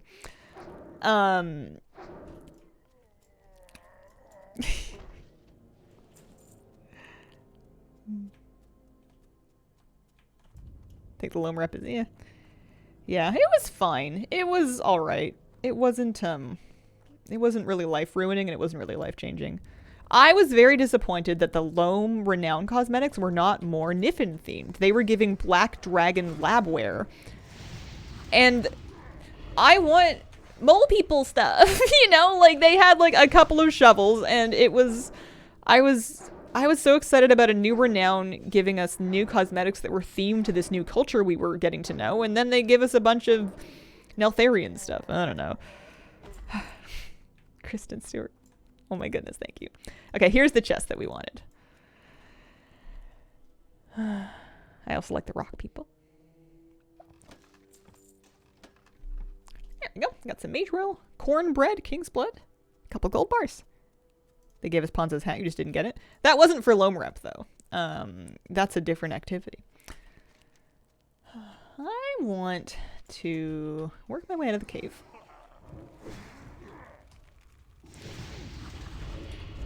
And then not go into Curzen's compound, but just kind of like poke my nose a tiny bit. Is the rebel camp still a thing? I guess I'll find out. Let's go step a toe in Northern Stranglethorn. Oh, I thought that was a chest. That would have been very exciting.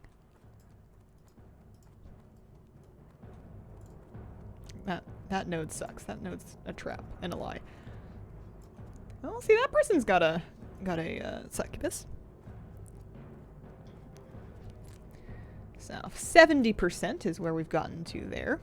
I guess I need to get out via the road. Would be good.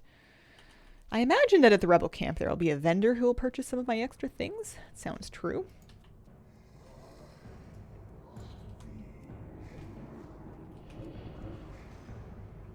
Should have done last week's weekly for 8 in the Accord. 2,500 renown for 10 world quests. Yeah, it's pretty good.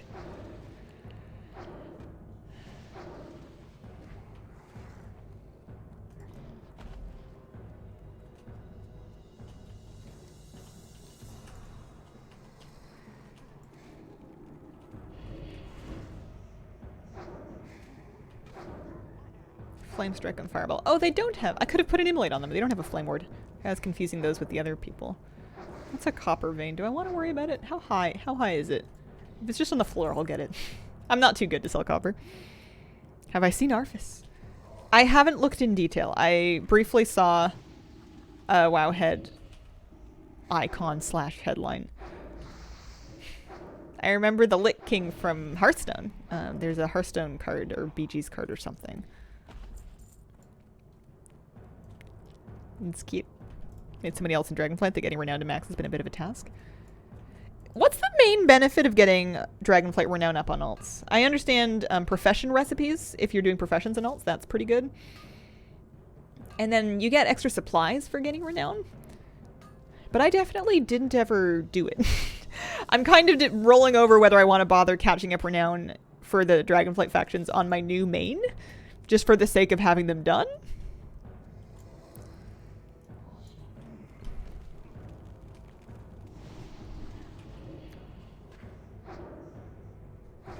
Paragon caches for easy money? Oh. I see, I see. Battle Smasher of Power. There's a green. One hand attack power mace. Somebody might want that. I might be able to make a sale out of that. So you can collect those NPCs that keep following you. Wowie. NPCs that follow you.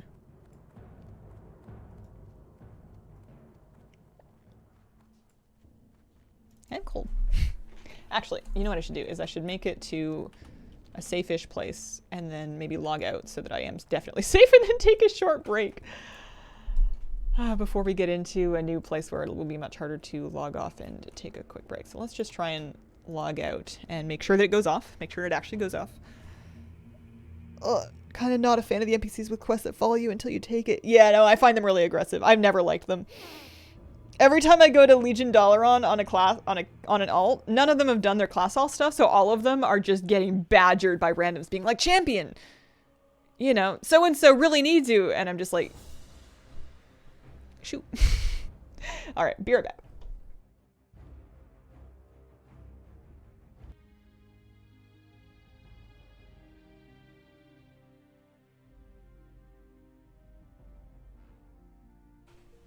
Okie dokie.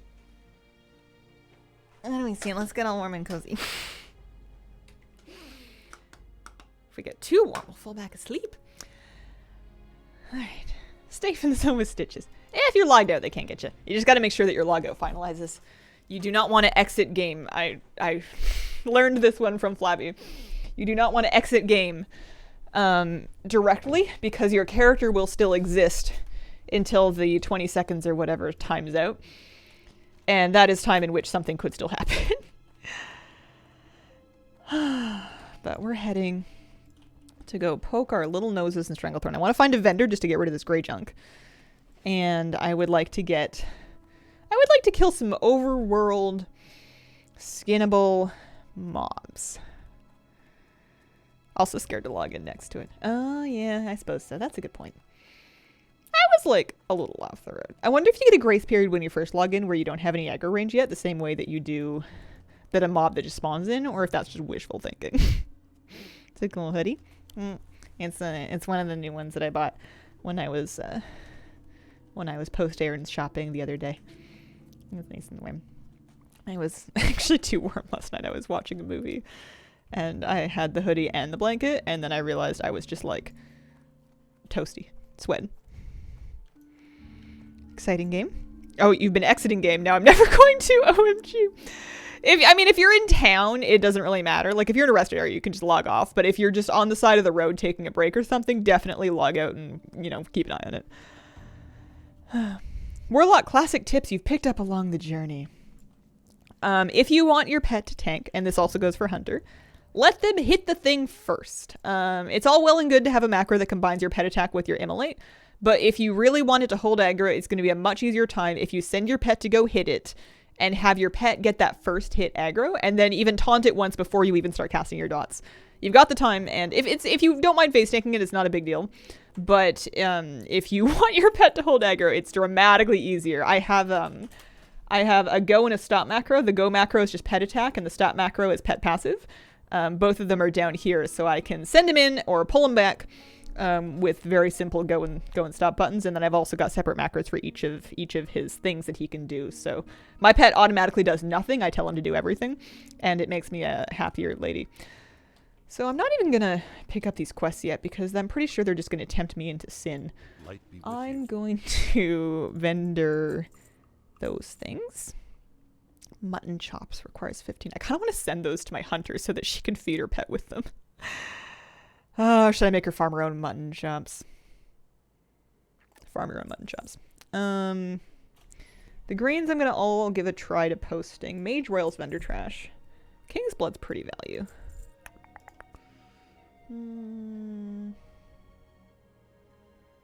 I could maybe sell... I'll vendor the mana pots. I'm not going to bother trying to sell those. The swiftest potions I keep as my get out of jail card. Those I can definitely sell. Actually, I'm going to vendor those extra silk bandages, and I'm going to make some more. I want to have like 5 of them on me or so. How's my gold doing after that? 2368. I don't remember what I was at. 20 something? What movie? I forget what it was called. It's the new Disney Pixar one about elemental characters living in Element City. It was actually extremely cute. I don't know what I was expecting, but I wanted to watch it, and I enjoyed it thoroughly. Elemental. That sounds true. Invisible tigers everywhere. Beware. Cursed mobs kill so many people here. Cried at the ending. I loved the characters. They were so funny. Every now and then when I'm feeling kind of, I don't know, grim, I like to watch family movies that I've never seen before because I have some idea that maybe an animated film can reparent me and make me more hopeful about life. Not that I'm not hopeful about life, but, you know, every now and then you get into a mood. I'm 16, 18, 19. Yeah, that's good enough. We don't want to overdo our bag slots here. Okay, I have 4 minutes left. I've got 19 omelets, so that's fine. That's where people die. Let's take a little look at the death log for here, shall we? Zone stats for Northern, or just for Stranglethorn Vale. It is not Northern and Southern yet. Most people die to the Booty Bay Bruisers. Not very many people die here in general. Most people that die here, though, are much higher level than me, which is something to be cautious of. If you're in a zone and the average death levels by class are like 3 to 5 below you, you're pretty safe. I'm level 33, so the fact that most people that die in this zone are like 35 through 38 is kind of a yikes. People die in town to the Bruisers. People die to the Curzon Subchiefs over there. People die to the Bloodsail Pirates down south. Not that many people dying to regular rando beasts, which is kind of what I want to try to farm. So that's good. You want to watch out for caster trolls. You want to watch out. King Bangalash gets people, and he seems to patrol. So there's that. Based on that, I'm going to kind of stay... I'm going to poke around. I'm going to stay away from Gromgol Base Camp as well, because that's Horde. I would imagine people getting here die a lot less than people do in starting zones. Perhaps. Perhaps that is the case. I was just looking at the, like, the percentage of people that die. Here, I'll show you the number I was looking at. I was just looking at this. The 1.08% of all deaths occur in Stranglethorn Vale. That's a lower number than other places, which may be due to a confluence of factors. I'm going to go have a little look around. Jungle Secrets, Krazik's Cookery, Second Rebellion. Yeah, let's just have a little poke around, a little look-see. My Warlock is skinning and mining, yes. So I bet you I could make a little bit of gold. Yeah, see, Young Stranglethorn Tiger, never hurt nobody. Young Panther, never hurt nobody. Average death, alright, well, it definitely hurt somebody because it is on the list. Occasionally you'll see a mob that doesn't have a ranking in Deathlog for how deadly it is, and that means that it's never killed anybody. There's one type of raptor in the Raptor Ridge Cave that I guess never kills anybody because people don't really go there unless they're grinding.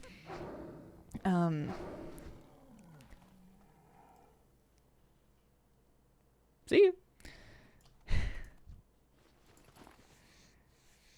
So it's definitely killed somebody. Average prey level is 23.4 though, so same thing with this tiger. Average prey level is 19. So these are relatively safe. Braver than me. I never went to STV. Sometimes in hardcore, braver can just mean more reckless or foolhardy or other less kind words to say the same thing. Not saying that's what you're saying. But sometimes that's what I'm thinking. Who comes here at 19? An excellent question. An excellent question. Jungle Secrets. Oh, it's just because he likes to stand there, I suppose. Level 33. I guess I can pick up his quest. These panthers do seem to stealth, so... Although I can take pairs of them. I think that's fine. What do you want? Hey there. This is a dangerous place. Be careful out there. Okay. There we go. Yeah, I wanted to know if Nessingwary's camp was still around. What is that? Who are you? You're a PvP. You're a guard. You're on the road. No thank you. No thank you. Samantha just sounds like such a nice name. Not nearly as chaotic without PvP. That's a graveyard. Which incidentally should be a fairly safe place. I want to cross this river. Samantha doesn't attack. She's safe. I don't like it. I don't like it. Oh no! The Yowler double kill. Red Ridge Mountains. Ouchie. 20 is a bit of a sketchy level to be there, but they were in a party too. They were together.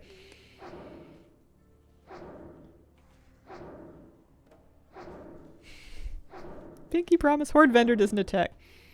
I'm gonna make a policy of just staying well and clear of any Horde character. Or Horde NPC. I'm sure they're all lovely people. I'm gonna leave them alone. Got some experience just for being over here. Main thing we get at 34, we're gonna get a better Hellstone, we're gonna get a better corruption rank. Those are what we were after here. Superior Axe Crafter. What's on your mind? What do you want? Oh, thanks. How are you? Easiest 250 experience in my life. Hey there. Yeah, these are what I want to do. This is what I'm after. Hi. This is what I live for. Oh, look at all those.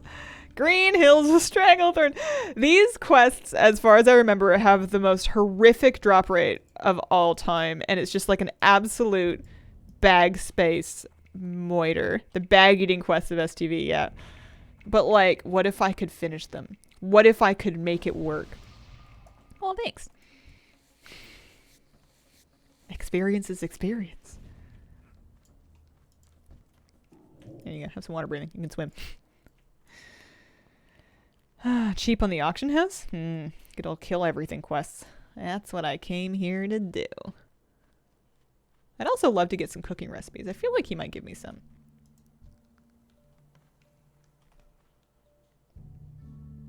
Enrage, poison, and backstab. Average prey level 32.4. I shouldn't fight him. I shouldn't fight him. I have no good reason to fight him. It's not why I'm here. Don't do it. This is a bad idea. I just kind of want to, like, you know. Fight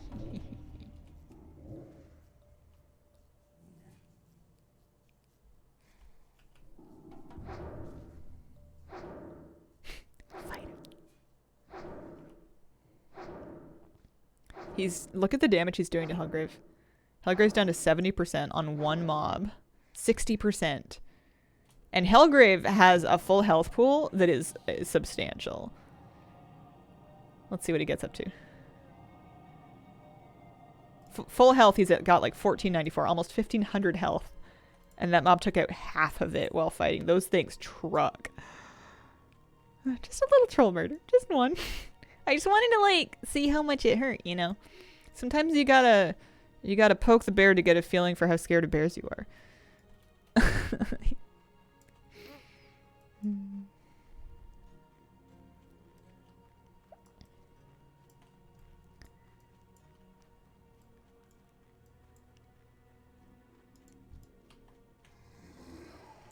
I wonder if the dev assignment was make grinding meaningful. If it was, it certainly worked. I have a feeling, though, that a lot of that hardcore as a design success is kind of, it's one of those things that wasn't originally anticipated when the designing of the game was being done. It's a community-driven lens on the game that changes the goal and the feel of all of it. I don't feel like this was all on a whiteboard when they first sat down and started designing these areas or anything like that. And the community did it first. I think that sometimes the best and most compelling things are just total accidents. Still not dead? Not dead yet. We're at 33. 33. Voiceover Adam makes hardcore awesome. Dream Surges were dead on my server. Do I want to kill the fishies? Not really. I want to skin the tigers. Oh, there's a panther up there. That's a level 33 panther. That's a little bit of a jump from the ones that are down here. I need young panthers right now, not regular ones. We'll go back down the hill. Sad, I like Dream Surges, easy to get to here. Yeah, they seem neat. I just don't need them for much. I'll get the cosmetics from them, but apparently not in a hurry. I'm doing them basically once a week.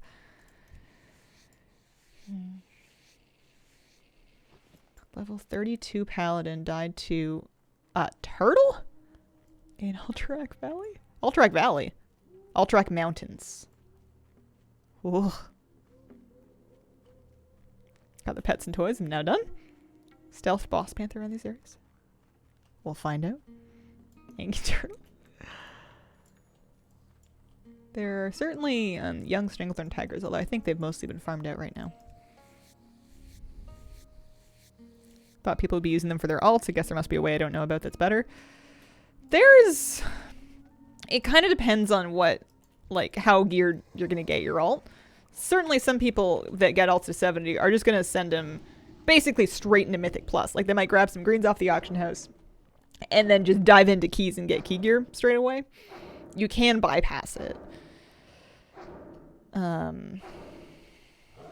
There's just so many different ways to gear up at endgame that all give pretty similar, you know, item level brackets of gear, upgrade level brackets of gear. There's lots of different ways to do it.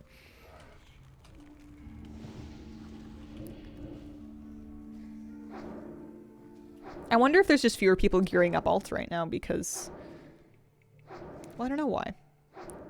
I'm not gearing up alts right now. It's because I'm playing hardcore. I'm worried about this area for you now. I want that one. Medium and heavy leather is nice.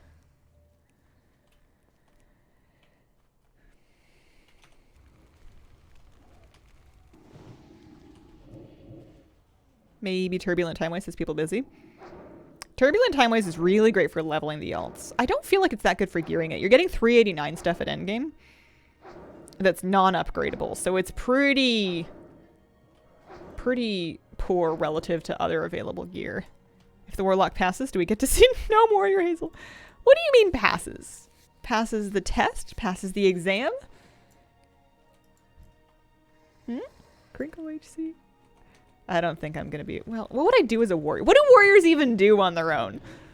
Hit things with axe and then eat? What's it for? What's the point? I mean, I do like auto-attacking, so it would have that going for it. Passes the challenge to 60. I think the sheer amount of time it's going to take to get a warrior... pardon me, a warlock, a hunter, and a priest to 60 means that I would be delusional to try to do a fourth one. 3 is already delulu enough.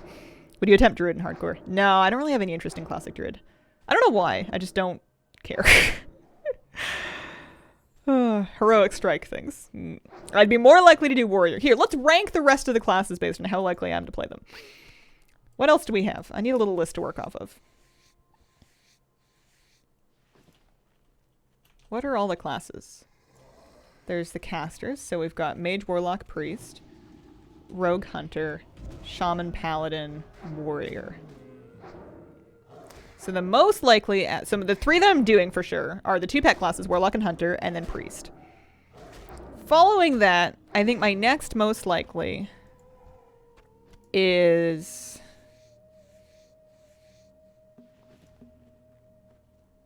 probably Warrior, followed by... I'm trying to think of what's at the bottom. Rogue might be at the bottom. Rogue or Druid, I think. Oh, no. I forgot about Shamans and Paladins. Shaman is at the bottom. Paladin is next after that. And then you get into kind of like the Rogue Druid land. I feel like I'd play a Rogue before a Druid. They have a lot of interesting tools. I guess Druids might have tools too. I don't know why I don't want to play a Druid. You can turn into a cat. I love cats. Thinking it would use it for farming only. Turns out it's a lot of fun to play. Be amazed if you get one class of 60, let alone 3 or 4. Not you specifically or anybody. I mean, people do it, or at least they get one. I do think that I'm still in the quote-unquote fun levels where you feel like you're making progress as you level. And that it is going to get dramatically slower. Turn into a much larger scale project where you are making much less progress per play session. And that situation has a tendency to make me lose interest in things. I need bright shinies to feel like I am, to keep me engaged. And it's an open question as to whether or not the gold making bright shinies of, oh, hey, you managed to grind a green that you can sell.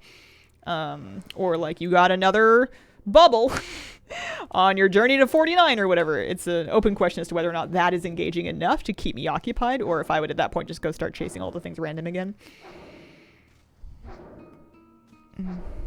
Druid still had the hybrid tax in Classic, so they kind of sucked. Pretty miserable until 20. Then you're a cat. Level 30, you're a race car. My vanilla character took me 16 in-game days to 60. And that's outside of hardcore, right? That's just regular, you know, I don't want to say reckless, but carefree gameplay.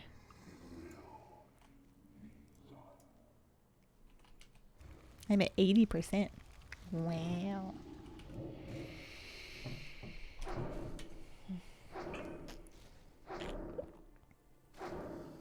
2004, lots of deaths.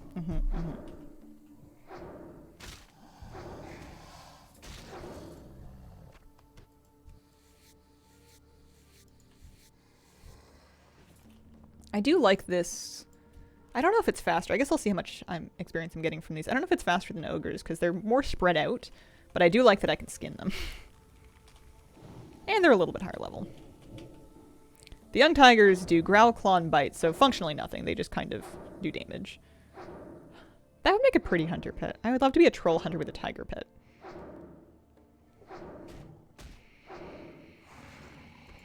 Yeah, 350 experience with rested for killing that one. And that's as many tigers as I needed for the tiger quest. The panthers are kind of more over there, and then the raptors are up there. That could be a little spooky, a little tricksy. My slash played currently on this character is 2 days and 22 hours. So approaching 3 days of played at level 33 here. Bearing in mind that somebody said 47 is the halfway point experience-wise. Is that true? Or is it 42? It's 40-something. So we're still not even halfway. I'm going to turn this quest in. What do we get? Hopefully experience. Original run of Vanilla WoW back when it was current, leveled as a Rested Druid. I don't really recommend. I could see that taking a while. What can I do for Nicely you? done. 1250 experience. Okay. Alrighty. Let's maybe look at the ones by the road. How's my bag space doing? 30 bag slots available. I think the leather grinding is going to be really key to affording the next wand at like 37 or whatever it is. Actually, there's another one that I can get even sooner, but it's a much less dramatic damage upgrade. The Starfaller still does pretty strong damage. Because I'm looking at 73 to 80 copper for each piece of medium leather. And then heavy leather goes for minimum 150, generally closer to 2 silver per. What do you mean 30 is obviously the halfway point? Tips to get back into WoW, miss it, but the flame's gone.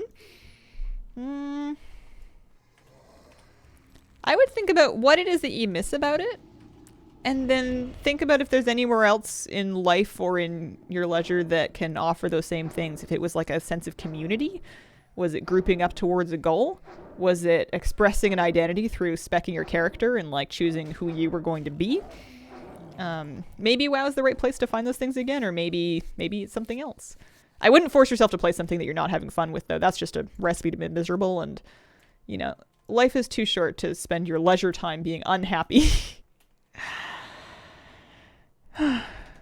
As a non-melee class player in general, thinking about making a warrior, what profs would be best for hardcore? There's different arguments. Herb Alch is very safe. You're going to be able to make yourself useful consumables on the fly. I am kind of favoring double gathering so that I can just sell everything and then buy whatever I need. And it saves me the gold that I would have used on like training professions, really. Buying recipes, that kind of thing. It's working out good for me so far. NG for target dummies and grenades. That's true too. NG's very good. The main reason I didn't end up leaning that way was I felt like it was going to be a bit of a bag space killer.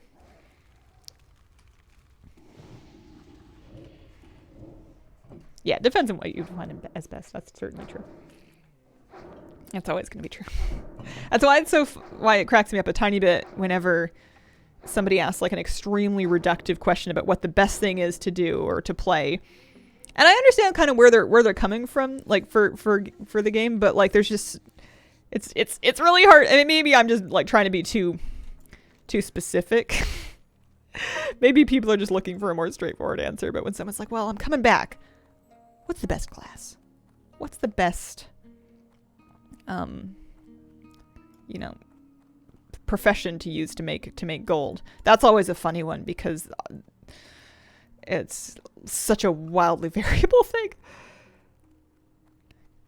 Do you think people walk into investment offices and they go, "What's the best stock?" Probably. Probably.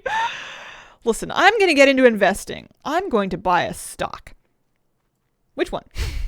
What do? What do you mean I shouldn't just buy one?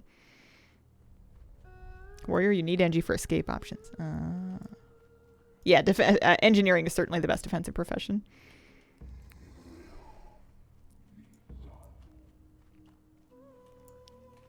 People Googling job options as they're trying to figure out degree. What degree is the best for making the most money? What job? What's the best job?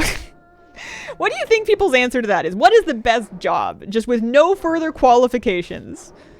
What do you think people are trying to... What endpoint do you think people are trying to get to if somebody was asking that? Just in real life. What's the best job? There's just so many different ways to look at that. And I feel like you could poke holes in any and all answers. Invest in whatever stock is the most fun for you. Which stock feels the most like you?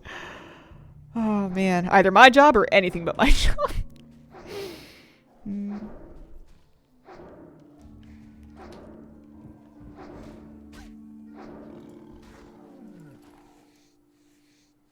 Panthers. One of those weird tech jobs where you reply to like 2 emails, go to 1 meeting, make 6 figures.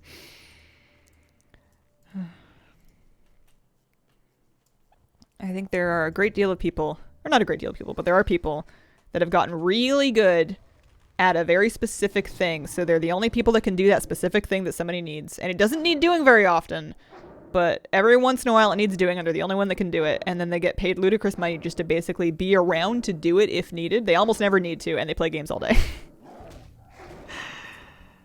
I feel like most of us have at least one person in our guild that seems to just game all the time, and then you think they're unemployed, but then it turns out they actually do something like really cool, and they make a ton of money, and they're like highly specialized, but it just almost never needs doing. So we're getting a little close to the Curzon compound. We're going to turn around after this panther.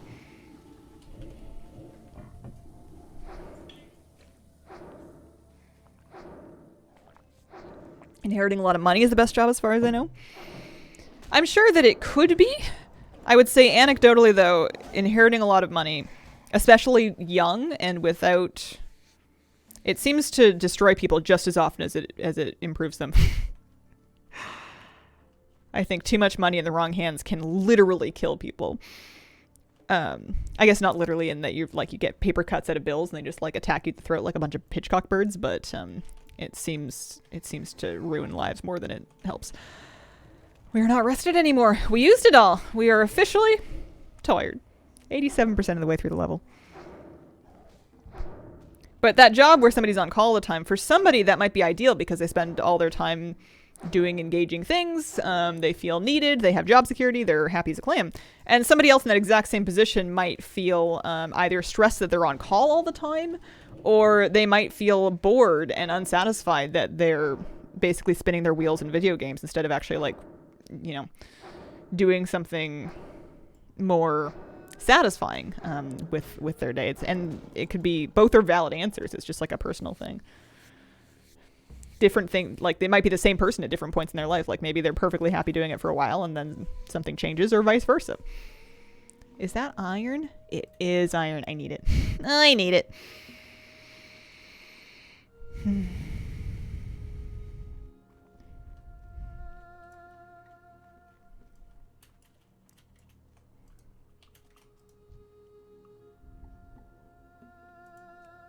Heard you guys that have to climb fixed radio towers? Yeah. Some real the maw design space. Rested, normal, tired, gives an XP penalty.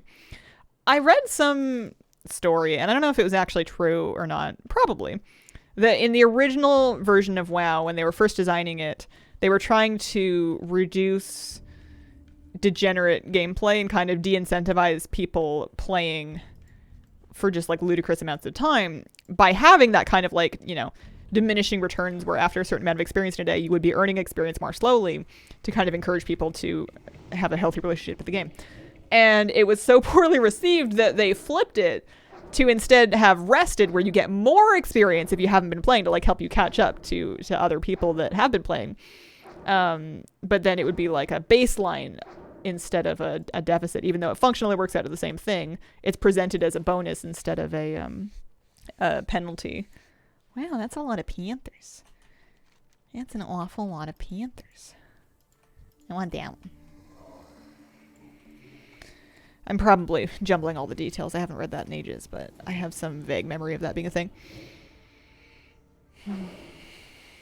Mining 151. Only four more nodes left to go. It was a good choice if that's how it went. Yeah, glass half fulling is usually a better idea. Once I saw a map graph that indicated the most desired job by country. Among English-speaking countries, pilot was the most attractive job. I wonder when that data is from. I remember as a kid, pilot was kind of a desired job. And for a brief time, my older sister wanted to be a pilot. So she could, and I quote, fly the family to Disneyland whenever she wanted. I think we were quite young at the time. There was a perception, I think, that being a pilot would make you very cool, and also that you'd be able to fly your plane to wherever you desired to at no cost or impact on your profession. I think it was just kind of like a fantasy of unlimited travel, with not a whole lot of thought to the other details. Now I have a panic attack when I have to get on a plane. Oh, man. Europe was otherwise full of writers most attractive. I always felt that professions that attracted me had a lot to do with visibility as a kid. I wanted to be a famous actress for a while when I was very young because I could see actresses on television and they appeared to be doing well, and I thought, well, there's one thing that you can do. All of the invisible professions never occurred to me because I didn't know they existed. I thought my only options were like retail or television. Like those are the only people I ever saw working in my day-to-day life, aside from like school teachers. So I didn't really think about all the professions that were, you know, inside of buildings or outside of my immediate line of sight and field of vision. Author was another one because I liked to read books and I knew that they had been written by somebody, and I thought, well, I could do that. Sure. It was popular among boys in my primary school classes, but mostly because it was a high-paid job. Pilot, that is. Updated map, influencer, YouTuber, very common. My understanding is that's the thing that young people want to be now, which makes sense. It looks extremely glamorous from the outside, and I'm sure depending on how you do it, it can be. It's a lot of things that are attractive to young people without a ton of life experience, like social status, free stuff, travel, general social acceptance, those things would all be very attractive to somebody who's just growing up, as well as the idea of having lots of money without needing to work super hard. Like, it probably looks like you're just kind of goofing around with your friends or playing games or whatever it is that you normally do, and then also being very glamorous and popular and making a lot of money. And I'm sure for some people that's exactly what it is, especially if you pay editors and stuff like that. A lot of the other parts of it are either not done by every influencer. Some people will be on a team that has other people handle more of the back end stuff, or more of the security stuff. And also your experience would be different depending on what like sphere that you are influencing in and what sort of activities you tend to do. But a lot of the less savory parts about it are not visible to people that are consuming that content. So I think that it would be very attractive to young people. As a kid, I wanted to be a paleontologist for the longest time. I wanted to be a vet, zookeeper, animal documentary filmmaker. And I'm a vet today, but wowie. Wowie, but damn was I naive. I'm glad for the animal's sake that you did become a vet, though. I bet you've done an awful lot of good for them. When I was young, I hated computers and wanted to be a photographer. Now my camera is a computer and I work in IT. Oh, want to be a geologist now or something in that field? I like rocks.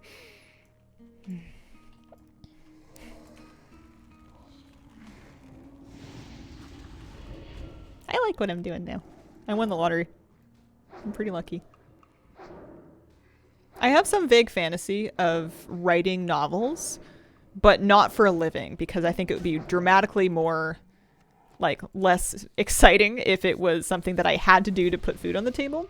So I had this fantasy of making enough money to, like, buy a house and retire, and then writing, like, the most outrageous off-the-wall novels just because I could. But functionally, I think I'm too busy drowning myself with a steady stream of digital distractions to ever actually create something with my life. But if I ever sorted that out, I would like to write very strange books that make people uncomfortable. I don't know what I want. Kind of worked entry-level jobs for a long time. If your kid or your sister's kid came to you and wanted to be an influencer, what do you do? I would probably try not to immediately crush their dream, because people don't like that. I would probably try and give a balanced view of what the good and the bad parts of it are. And I would emphasize trying it, depending on what age, obviously, with a really big emphasis on privacy and security. Because a lot of people, especially adults, will give a try to streaming or making YouTube videos, or, you know, having like an Instagram account or whatever. And the main way that you'll find out whether or not you like the whole thing or if it's working well for you is just if you do it. A lot of people will try it and decide that this isn't as fun as I thought it would be. And then they'll kind of wash out of it, and now they know. I think that that's a lot more educational, especially because for some people they will really like it, or it will work out, or they'll find something great, or add something really unique to the media landscape. And I would hate to, you know, deprive the future of the next great creative minds just because, you know, it's not realistic for everybody, but that doesn't mean it's not realistic for anybody. Are you interested in writing fiction? Thought about writing books too about mental health. Yeah, I think fiction would be fun. I think it would be very hard for me to write nonfiction because, one, there's a certain level of research rigor that's needed, and secondly, especially about sensitive topics like that, I would have a hard time because I can draw on my own experience, but I know that's very subjective, and a piece of advice that might have been really helpful for me could be really harmful to somebody else in a different situation, and I would just have a real hard time with the weight of just putting stuff out in the world with no knowledge of who's going to pick it up and read it and hoping for the best.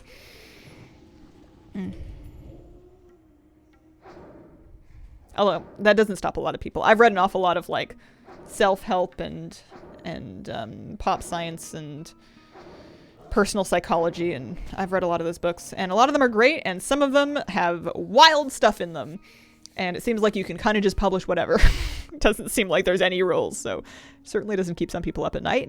And you know, even those books that have just bananas things in them will have people that review them that say, oh my goodness, this changed my life, you have to read it. And if it changed their life, that's great. You know, like, who am I to say that this book is terrible if somebody made a real positive change to their life because of it? So maybe my standards are too high.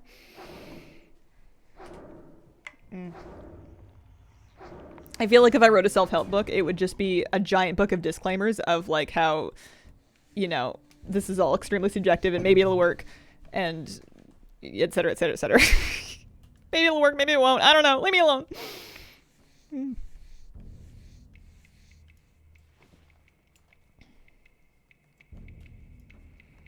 I think that too many disclaimers, though, a lot of what people are looking for when they pick up a book like that is they want hope and they want faith that it's going to help them. And that's why I think, oh, we're getting out of there.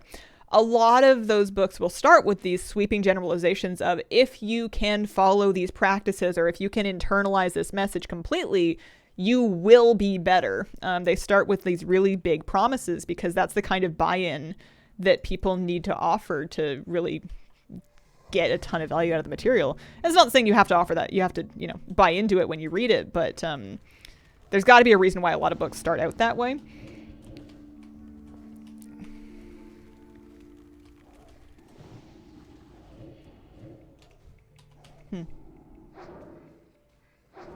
The Disclaimer Encyclopedia of Self-Help. Make bank, trust. 200 pages of disclaimer, 20 of the rest. I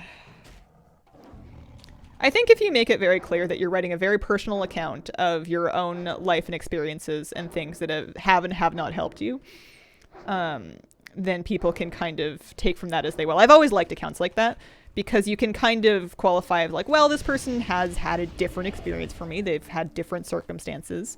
Some of this might not work, but then you can just kind of find the parts that you relate to and then see if you can draw anything to try out of that. Helgrave, you have taken a bit of a punching, my friend. You want to consume some shadows? Yummy, yummy Stranglethorn Veil tropical shadows.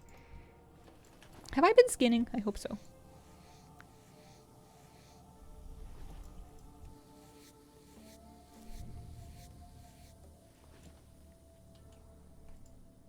How about instead of writing a self-help book, writing a self-harm book so people know what to avoid? Oh, man.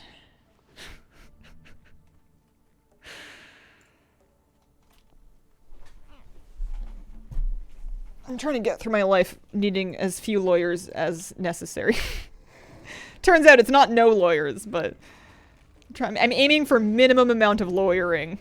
Minimum amount of reasonable lawyers involved. You would look worse for wear if you fought 3 tigers. Did I happen to do a triple pull? I was too busy musing on all of my unhelpful advice. I feel like I gotta sort myself out before I can give anybody any advice. I'm doing alright, but I could be doing better. Lawyer speedrun. I work with lawyers. Some are insufferable.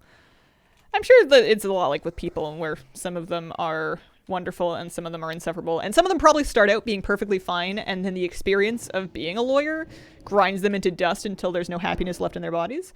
I'm sure some of it is damage from the job.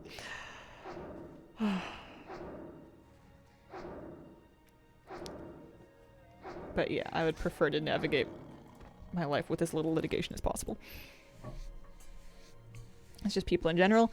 I do think certain professions tend to grind people down faster than others, though. Things that are public-facing, things that tend to deal with people. Lawyers will tend to get people during some of the worst times in their lives. You know, estate lawyers are getting people mid-grief. Family law lawyers are getting people in the middle of nasty, ugly divorces. You're not dealing with people at their best. What other kind of lawyers are there? I'm sure there are more.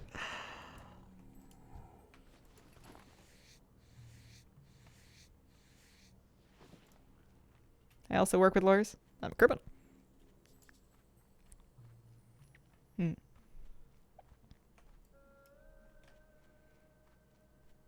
Working within healthcare, generally never see people in their most wonderful days. And I think having the perspective of knowing that in advance probably helps a tiny bit. I try and give people the benefit of the most doubt ever at all times because sometimes I need it. But I can imagine that might grind you down.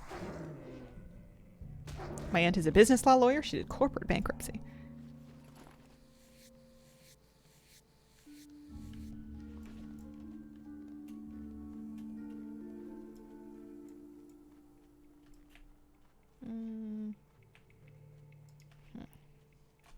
I really only found 3 tigers? What about panthers? We did all the panthers. And then 3 of the regular tigers. We'll go turn in the panther quest. I am actually getting kind of close to leveling. That's exciting. We are 94% of our way through this level. I guess I'll get down the hill on the other side.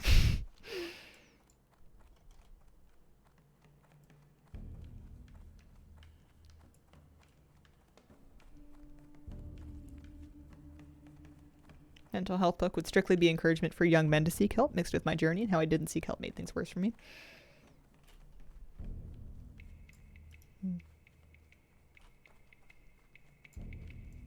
I always like the raptor camps here. I kind of want to poke around up here and just get a little look-see feel, but I need to be very careful because the humanoids in that area are a little bit more dangerous.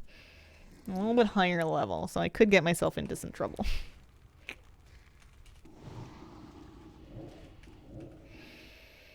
But that was when I could die, so shrug. Have you died in hardcore yet? Once. My first warlock made it to 15 and then tragically perished against the Trogs of Loch Modan. There's a video of it there. That's the only death I've had in hardcore so far. I have this warlock at 33, I have a hunter at 27-ish, and then I have also a level 14 priest.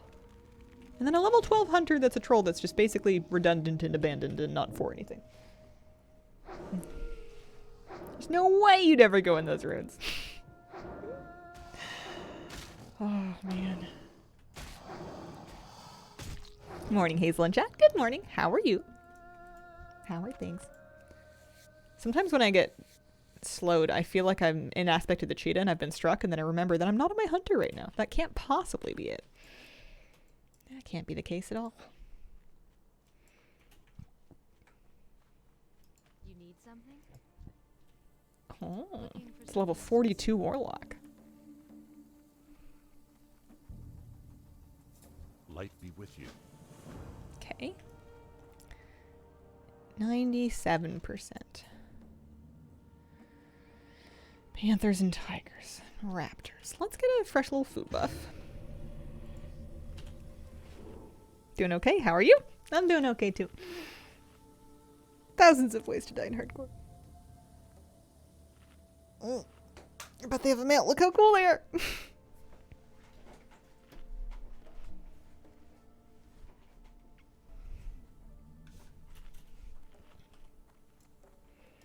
I don't know how I feel about hardcore if I want to try. Not that great a player. I was certainly not a classic expert when I started hardcore either. I think that there's fun in it for lots of different players. I do think though that if you stick with it, you will pick up that knowledge as you go. I've been having a lot of fun with it, and I'm not normally a classic person. But it's up to you. You're the only one that will have a feel for how upset you might be to lose a character and to lose a bit of a time investment. But did you lose the time investment, or did you gain memories? You know, you still got the fun out of playing the game no matter how it ends. It's just a question of how far you get. I like to look at it as sort of like a personal best situation, like trying to set a record for how far I can level in hardcore. So like if I died in a 15 character, I was very excited to get back to and past 15 because I wanted to beat my record, you know.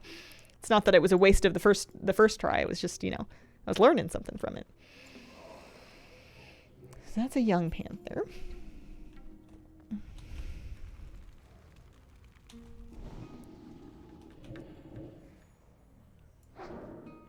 If you do end up dying, you've got a story. You learned something. I've had so much fun in the time I've put into Classic. It's felt like my video game obsessions of yesteryear.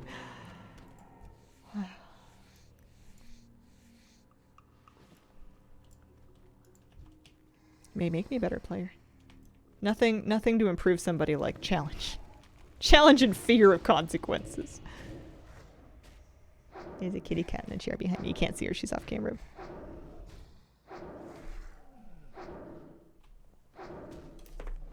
Okay. time's it? 11:15. We're doing okay here. Oh, 47 mage. Last words. LOL, you silly lamp. Died in the Stormwind Stockades at 47. How? Eh? Oh no, they died at 47? That's weird. That's weird. Okay, I'm wanting... not that one. Although, you know, it's all good skinning. I think that I will have more gold to work with going into my next level, especially after I like sell all this stuff. Try to boost people, pull too many.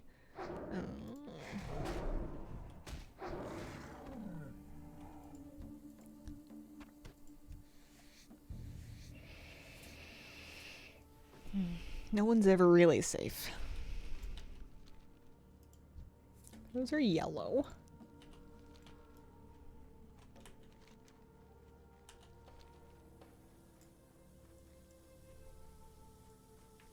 I'm just gonna kind of have a little poke around.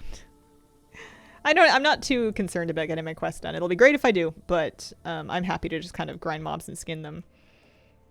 And I want to just go see about getting closer to the raptors. See if I can make it up on the Raptor Ridge. That might be a good farm spot. I love how HC makes me strategize, think, try to use everything at my disposal to get through challenges. Makes it a really refreshing way to approach the game. I couldn't agree more. It's nice getting a utility spell and being like, this is exactly what I need. So those are dead for now. Somebody's been through here and they've farmed. This is a really dangerous place for me to stand. There's regular tigers over there. I want to poke around the Raptor Ridge. But we're going to get humanoid respawns.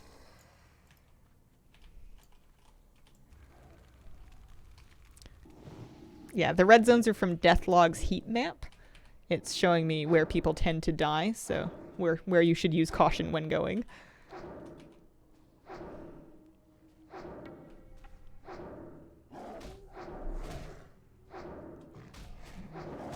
It's very useful. Ah, yes, regular panthers. That's what I needed. These are fully my level. Properly a current level mob. Alice, thank you very much for the 36-month resub. Happy 3-year subiversary. Holy smokes. It's been since 2020. There was a stream year. Oh, man. 1 of 10 panthers. Yeah, Raptor Ridge is up that way. We wanna go around, wide around the trolls. My hardcore journey has ended. Rest in pieces. Pretty good stream here. I remember the Blizzard controversy being really stressful, and I didn't even work there. But I remember, I don't know if it was 2020 or like late 2020. I think it must have been 2021 because I was already moved out.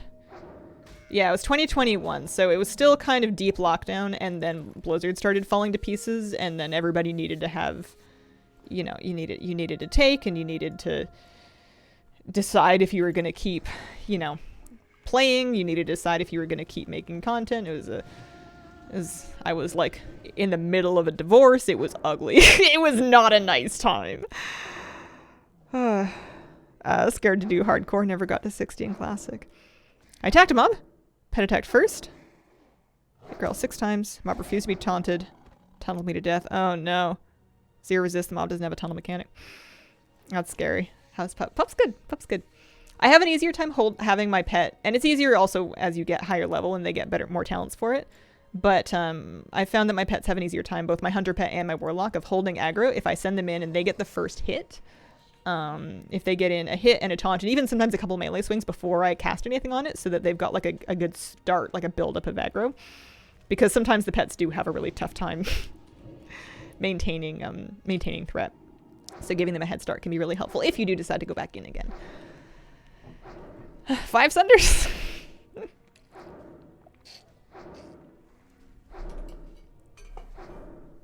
Yeah, their taunts are not true taunts. They're just high threat attacks. So if you have a lot of threat on the mob because you're doing a lot of damage, it's going to be very difficult for your pet to keep aggro off of you. So these are raptors. They're 33. It looks like it might be a decent spot to farm, but it also looks like there's people farming here. Although if you're not skinning, then I will help myself. Ooh.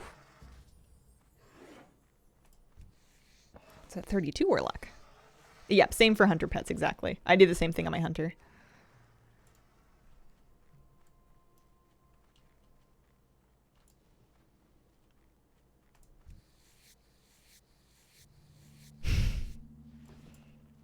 It is a strange cohort, Divorce says. I suppose so. I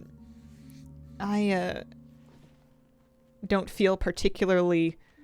I don't know if I feel a huge sense of community just because, I guess I don't have a big community of anybody. But I did not grow up in a world where divorce was particularly unusual. So, I managed to sidestep any kind of, I don't know, stigma, I suppose, because nobody in my life particularly cares. Oh, iron, haha. 12 people, your biggest community. Intimidation for hunters is a godsend, a lot of threat. I think I'm pretty close to getting that on my hunter.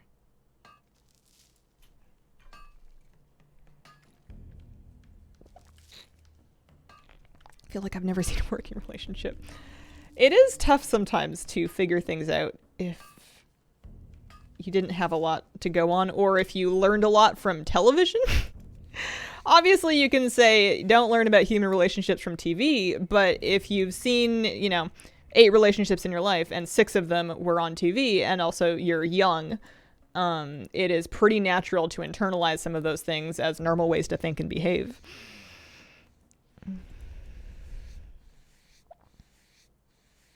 I suppose it depends on the age of people involved, like the marriage for the divorcees to band together. Probably also like the culture of the place where they live. But yeah. I don't know. I feel like I've missed out on a lot of communities that I was supposed to be involved in for various reasons, and I just kind of like, I don't know, skipped the dinner or didn't get the invite or something. Every now and then I'll hear about people being really jealous of how easily women just make friendships and they can talk about their feelings and they can make connections with their girlfriends and have this wonderful support network to fall back on, and that's something that women just have and can do. And I look at myself and my life and I go, huh.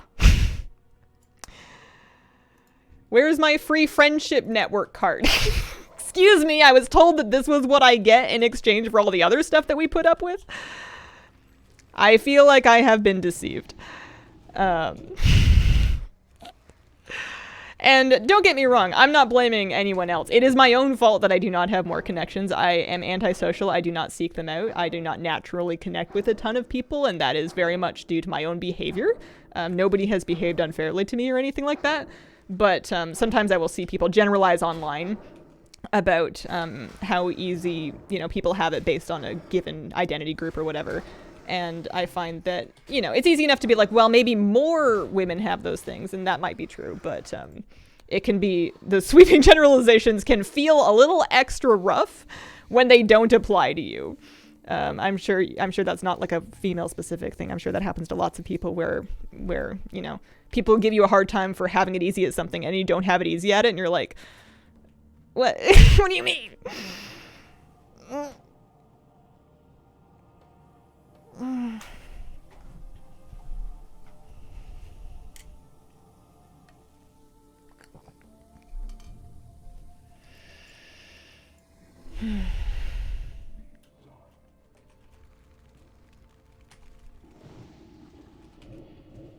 But we all just got to figure out ourselves and our own lives and the best ways we can go about living them. Nothing says just because you've lived a certain way up to now means that you have to keep doing it. You're likely to keep doing it. I'd say past behavior is a great indicator of future behavior, but, you know, there's always hope. Hey, I leveled up! Also, rest in peace, the 48. Holy moly. I am...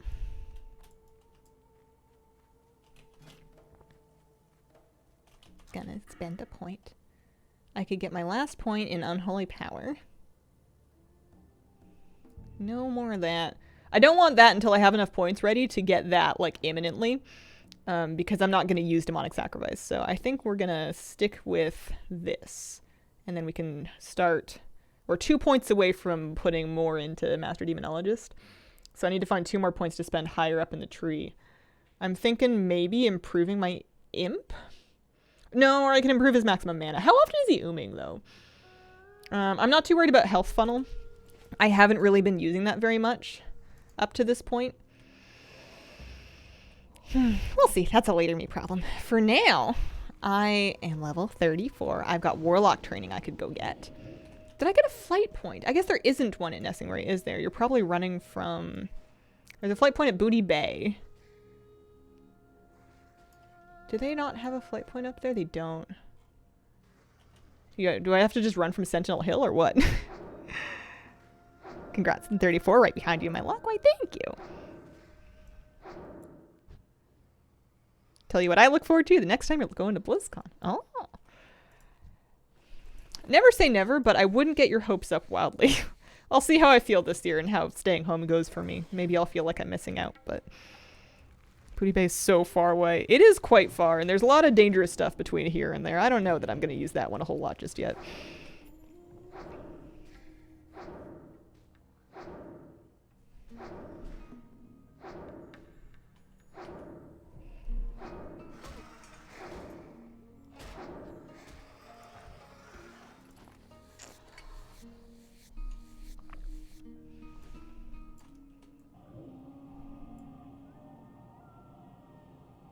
Hazel and BlizzCon again? I don't know, man.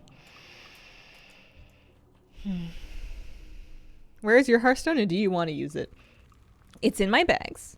Oh, you mean where did it go? I think Stormwind? Either Stormwind or Ironforge. It goes back to Stormwind, so it's not going to be a crazy long run to get back. I want to use it when I'm kind of ready to be done playing for the day, I think.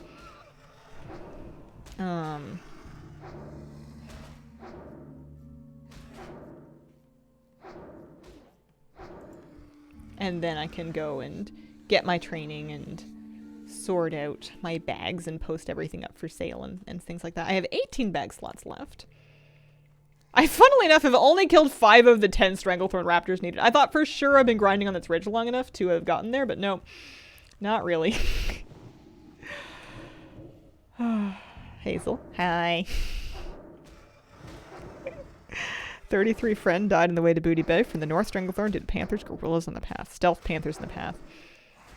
Yeah. I wonder what level they are, like 34-ish? I don't think I'm really heading south of the river. I think I'm sticking in this general region for some time. I don't feel strong. I don't even think I'm going to do, like, the Curzon quest. Like, that's just death. I think I can probably get through quite a few of the beast quests. Bangalash frightens me because people tend... That's one of the higher... It was on the leaderboards for Deathlog sources. 36 to 38, if I recall right. Oof. Does the Alliance really not have a flight point here? I don't think we do. Some zones are just like that. Flabby was telling me about, like, I think the Badlands or Blasted Lands? Badlands? Yeah, the Badlands don't have any Alliance flight point at all, so if you want to get to the Badlands to quest as an Alliance character, you are going to Loch Modan and running down from Thelsamar. That's your flight point. Some of them just don't have it. It's at the top, little camp. There's a flight point there. I know there's one in Retail WoW, but I don't see anything on my map. I can go check again, but I don't think there is one in Classic. Duskwood or Westfall's closest, yeah.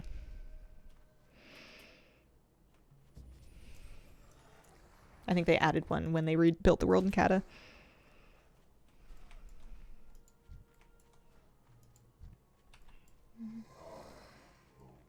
Oh, Panther.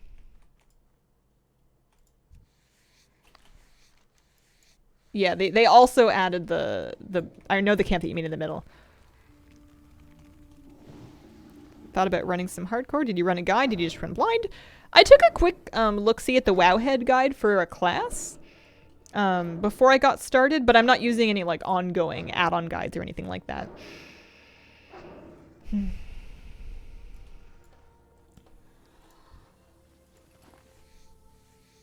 The Alliance flight points, booty bang. Yeah. Oh yeah, I guess that's true. It is in the zone. It's just gross.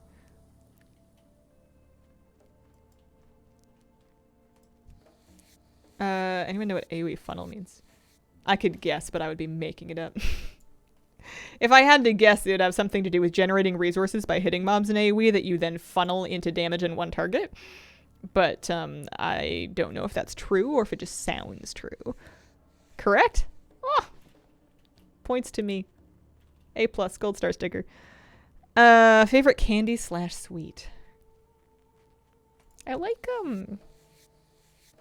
I mean, I need to have emergency chocolate on hand at all times. I've come to realize that dark chocolate that is not super dark, but in like the 47 to 54% cocoa range, ideally lightly salted, is the perfect thing to have on hand so that if I need it, I have some chocolate available. Failing that, candy. I like fuzzy peaches. You can get to Booty Bay by taking a boat from Ratchet. Yeah, but then I would have to take a boat out from Ratchet to get out of there, because I don't think I'm going up that road anytime soon. I think that is a later me problem. I'm probably going to do more... I'm probably going to do actual questing outside of, like, these animal quests. I'm probably going to do most of my questing in, Desolus, I want to say. I don't know why, but I have a good feeling about Desolus. I want to try that, I think. It seems like a great... I mean, this is... Don't get me wrong. I'm enjoying the tan. I'm enjoying the warm tropical breezes and the promise of mangoes. But I think that if I wanted to just go set up somewhere and grind, Desolus seems like a pretty fitting place to do that. Yeah, my bags are starting to fill up over here. I eat 90% cocoa dark chocolate. It tastes horrible, but good for health. I eat it. I can't do the super dark chocolate. It's, I agree that it tastes horrible, and I've decided that I don't want it that bad. Centros to grind, some questier level. Purdy's is my weakness.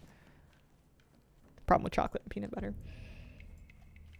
I'm pretty lucky in that, as compulsive as I am with many things, I have a pretty reasonable relationship with food. I'm not a big snacker. I think it doesn't help, or it helps me that I will feel unwell after eating things that aren't great for me pretty immediately, so it kind of discourages me from eating a lot of junk food or a lot of candy, and that sugar in particular. Not so much fattier food. Fatty stuff and salty stuff I can do okay as long as it's not insanely salty. But I had a really small bowl of ice cream last night while I was watching that movie, and 2 chocolate chip cookies. I had basically a scoop of ice cream and 2 chocolate chip cookies, and I felt horrendous. It was hard to get to sleep. I was like, it was not nice. I regret it very much, and it wasn't even a huge dessert. It's just not worth it for me. And maybe that's like a sign of something, but I don't think that needing to eat ice cream is like a big requirement for life. If anything, it's probably for the best if it's not that enjoyable for me and I can get my joy from other stuff. I like food, it's just sweets tend to mess me up. As far as I know, I'm not lactose intolerant, no. I don't have any problems drinking milk. I don't have any problems eating cheese. It's specifically sugary stuff, really sugary stuff that will mess me up. Candy will also have the same effect. Baked goods, cake, icing. My birthday cake, when I had some of that was a bit rough on me. It was lovely and it was my birthday, so I had to have cake, but I didn't feel very good after. Place near me, really good burger, poutine. Good lord, an insane salt bomb. I feel that way about takeout pizza. I love like cheap takeout pizza, but it's so salty. But I'll do it anyway sometimes.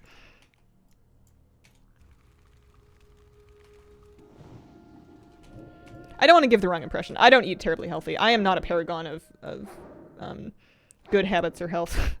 Not that anybody thought that, but I just don't want to come across as judgy, being like, I can't eat sugar. I would if it didn't upset me so much. Love pizza so much. Yeah, no. I do all right. I'm still alive. That's good. One other person's got 2 raptors. Look at you go. And you're not even skinning them? Why, thank you. More for me. What about that cheesecake? Same reaction? When did I make a cheesecake? My mom made a cheesecake recently. I had a pretty small piece of it, but it was nice. I feel like that went okay. She doesn't, I don't think her cheesecake's super sweet though. It's mostly fatty. It's mostly creamy. Love pasta. But yeah, no, I'm not gonna worry about it. There's an old story about somebody going to the doctor and saying, every time I eat this thing, I feel terrible. And the doctor says, well, have you tried not eating it? What if you just didn't consume that specific food that you don't actually need? We never thought of that. I suppose so.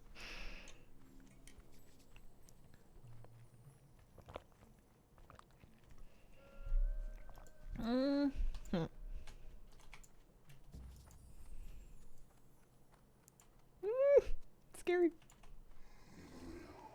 How am I? Oh, I'm 9 of 10 raptors, actually. We shouldn't leave the raptor area. We're actually pretty close to finishing that quest.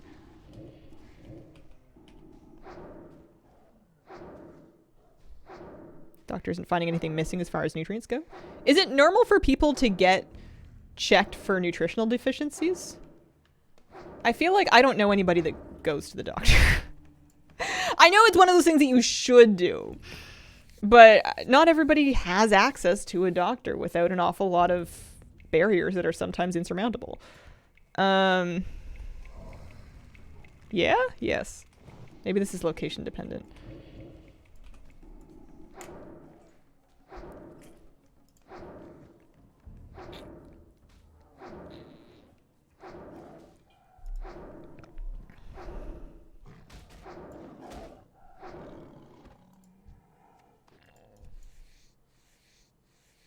I had to do an extended battery of tests for deficiencies, but it is common. Huh.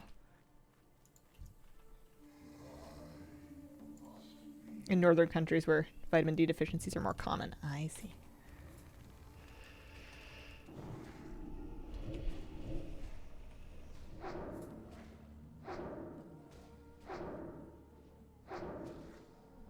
Are we gonna make it to 1 bubble? I guess 1 bubble is 5%. Probably when we turn in the quests.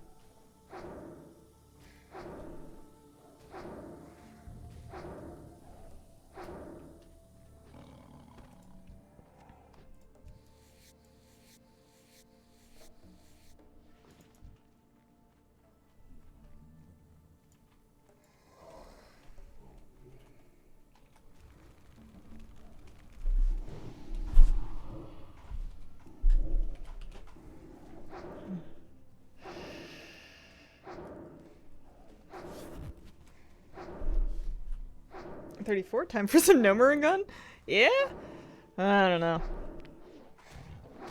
I think that my gnome is that one gnome that moved away from her hometown and always said she would go back and help out with their problems once she'd made it in the big wide world, and then she went out to the big wide world and she, you know, betrayed her hometown and never went back there.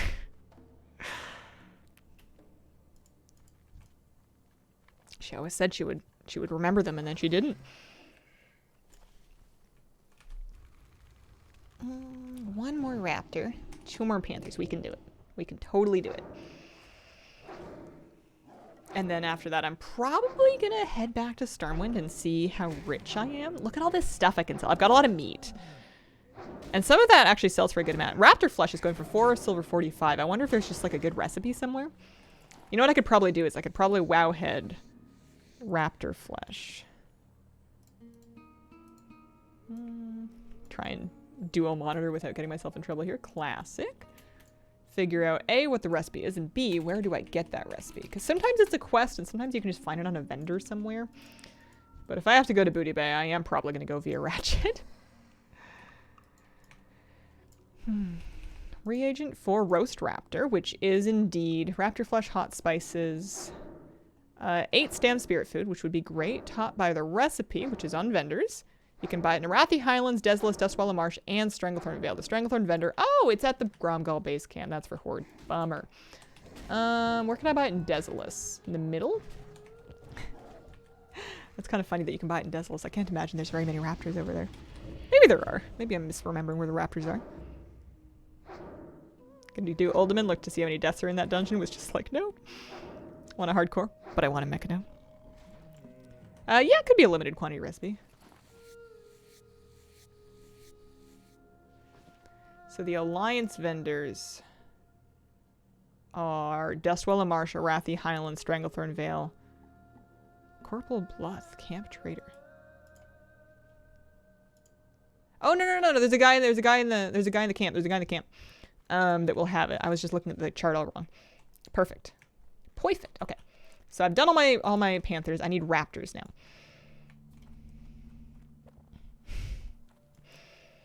But I would like to be able to cook that, even if I... How did I only have one of them drop? That's awful. Is anything else dropping more often? Tiger meat? How do I... How can I cook that? Cook with that tiger meat. Oy.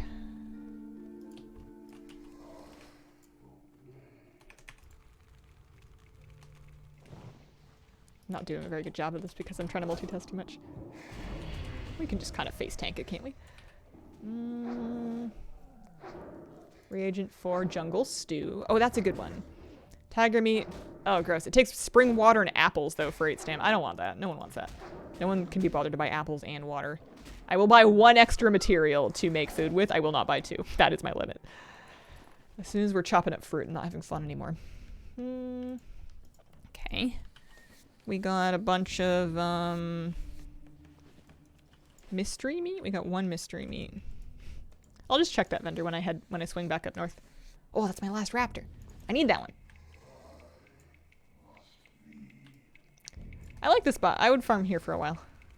I think it's lacking in mining nodes, and it's, as far as I can tell, no treasure chests anywhere. But it's good skinning, which is nice. I'm playing on Skull Rock Alliance, North America. I don't know what servers others are on, though. I'm mostly playing on my own. Favorite spell for Vanilla Warlock. What do I like? What have I been doing that I like? I like having my Voidwalker consume shadows, and I like using his AoE taunt, the Suffering and the Consume Shadows. He feels very strong. He doesn't do an awful lot of damage, but he can taunt a couple things, and he can regen all his health afterwards. 7 of 10 of these tigers. Maybe I can get another 3 of those. That would be pretty nice. Doom. Doom.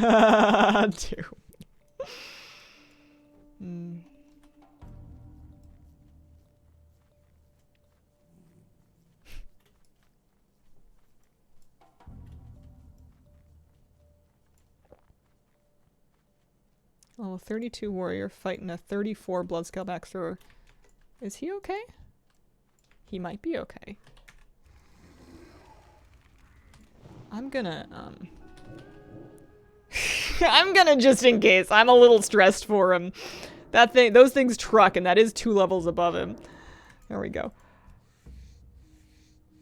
Yeah. I don't know about that. What about you? You're on top of it. That person has like a full flight of consumables. They're all right. I really need to find some tigers. There are also, as I recall, some difficulty with some humanoids coming through. Missed an opportunity to kill Achilles. I have always said I really want to witness a death in hardcore, but it's going to have to be a very specific death, because if it's a death that I can prevent safely, then I'm probably going to do that. I like saving people. God complex. So it would have to be somebody that is going to die before my eyes, and there is no way that I can safely assist them. Which has yet to happen. The saddest deaths are the falling ones. Even on mages or priests, yeah. Undercity, Thunderbluff, 1k needles. I wonder if Horde have more falling deaths on average.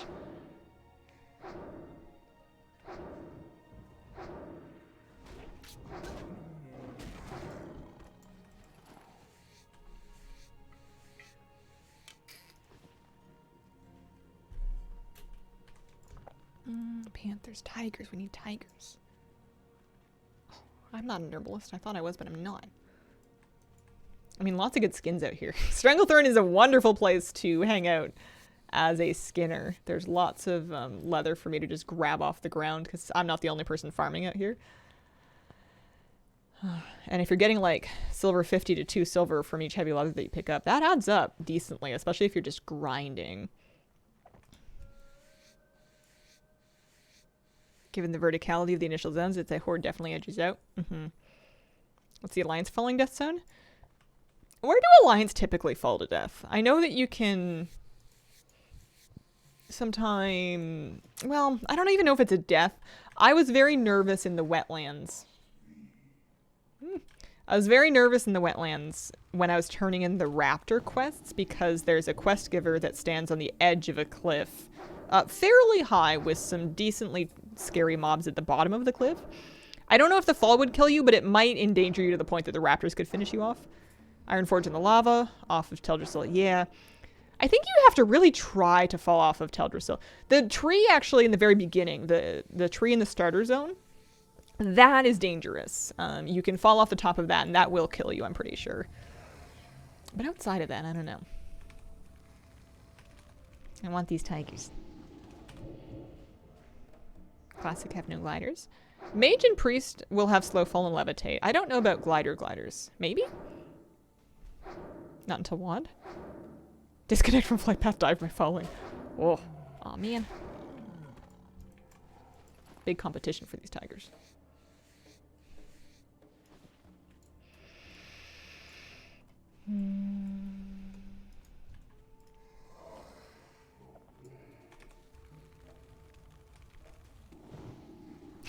It's a boar pet named Ganondorf. Parachute cloak is NG. Rogue has a safe fall. Knockenfogger elixir spam.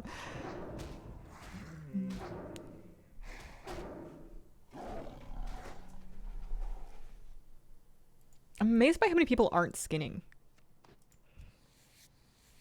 Are you herbalism? No, you're not herb either. I think I just overvalue gathering professions because they've been so good for me. They're just so easy. There's no decisions to be made. There's no risk. You pick up everything and then you either vendor it or you sell it. It's one or the other.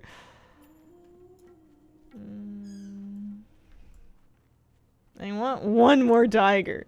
Just one more tiger. Every other nerd is an alchemist. As a shaman, I'm drowning in skins. Yeah, alchemy is good, but because there's so many of them, a lot of the stuff you can buy for basically pretty close to the price of the herbs. There's not a lot of super profitable alchemy recipes. There's a few. I've been trying my best on my hunter to actually make gold crafting alchemy in town, but you could probably do almost as well just gathering those herbs and selling them. You just need to find yourself some steel bloom and some gold thorn and make bank.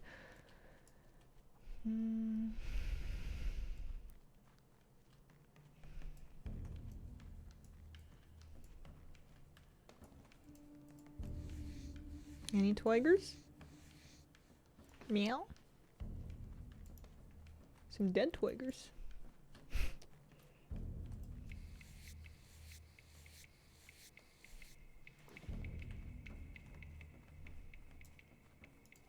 There's... Oh, that's an elder tiger. That's not what I need.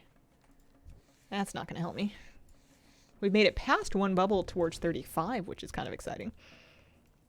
Plus we have some class training to do. How's Puppers? Puppers is good. He's good. His capacity to exercise has improved dramatically recently. He can really keep up on like a much farther walk. He can run longer. My boy's got some stamina, so we're doing more adventures to try and get him tired enough to have a good sleep. Wild Coyote, thank you for the brand new sub. Appreciate it. Also, if you don't get him enough exercise, he turns into Tropical Storm Moose, which can be upgraded to Hurricane Moose, where he literally bounces off the walls, tearing around in tight circles, which is kind of hard in his joints.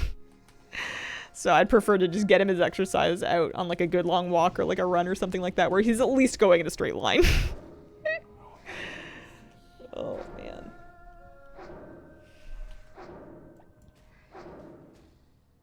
He's funny. He's good. He'll play with himself. He'll play by himself with his own toys too sometimes. If he's like bored, his first instinct is to play with his toys. And if he wants to play with you, he'll bring them to you, but sometimes he'll just play with them on his own, which is very convenient of him. And then sometimes if you got him enough exercise, he will just find a nice comfy spot and he will sploot down for a nap. My 5-year-old Corky never lost that puppy energy. Zoomies. Pretty soon you're gonna have to climb mountains daily. Luckily, there are a couple of mountains that are a pretty close drive from here, so it's not that unreasonable. He loves climbing. Holy moly. That is a bouldering dog. He's so happy outside. We open the car, he sees the trail in the forest and the trees, and his tail just goes, oh boy, oh boy, oh boy, oh boy, oh boy, oh boy, oh boy, oh boy, oh boy.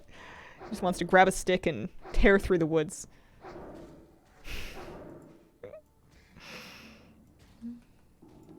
My baby. It's much easier to get out of bed in the morning because I know I gotta get up and see my baby. Curious if you'll enjoy swimming? I've known dogs that were obsessed with it. I'm very curious too, because breed-wise, it's kind of hit or miss. He's a German Shepherd Husky mix, and Huskies typically are a little less prone to liking swimming, and German Shepherds apparently are kind of neutral in the issue, very dog-dependent. But I think he's gonna like it. I think he wants to swim. We'll see.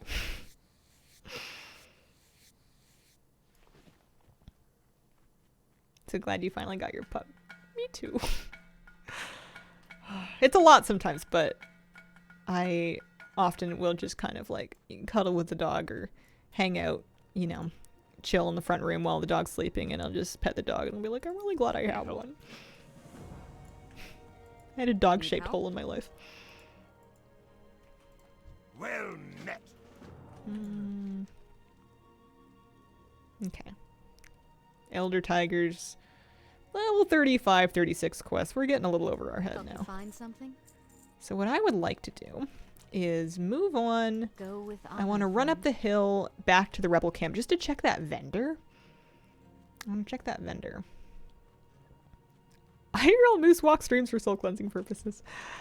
One of the reasons why I haven't really taken any photos, videos of him outside is just because I do not want to dox myself.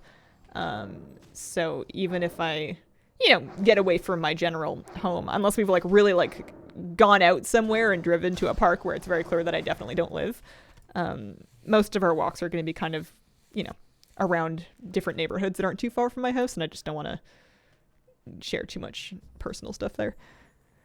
Forgot how humble Emmett's camp used to be.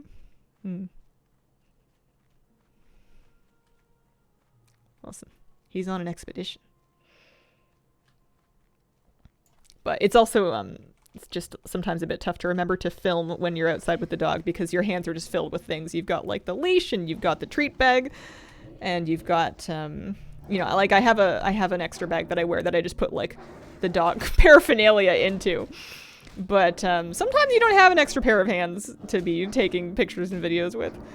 You're all hands and all attention on deck. Plus, you're always scanning for hazards and/or things that might enrapture the puppy's attention, such as other dogs, squirrels, litter, trash, bones, mice, acorns, sticks, chicken bones. In that GoPro helmet cam.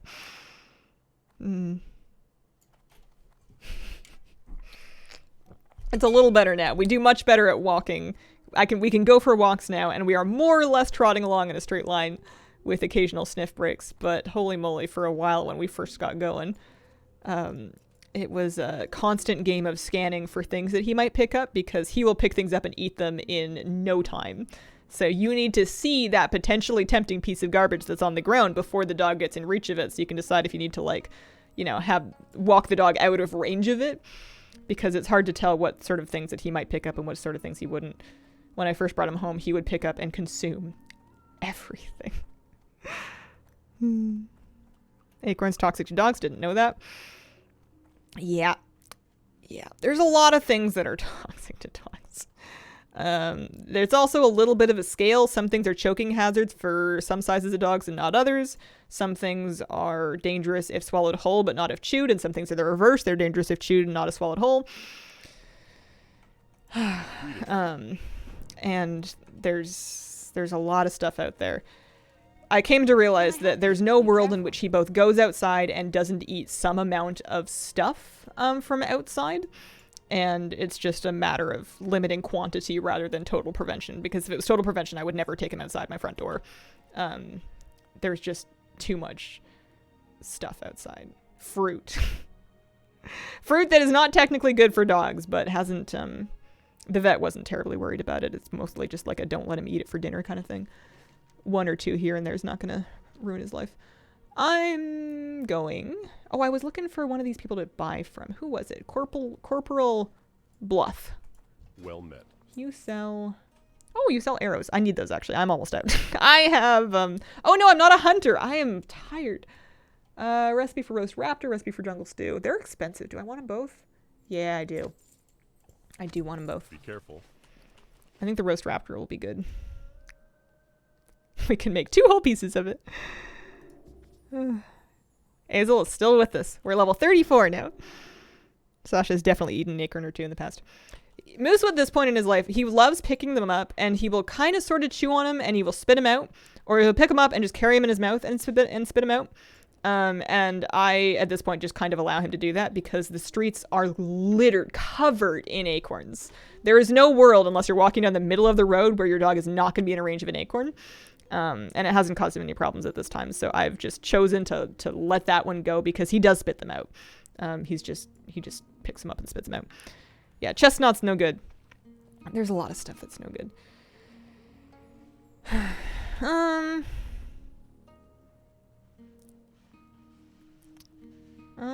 Stormwind. We gotta go get some demon training, some warlock training, sell some stuff.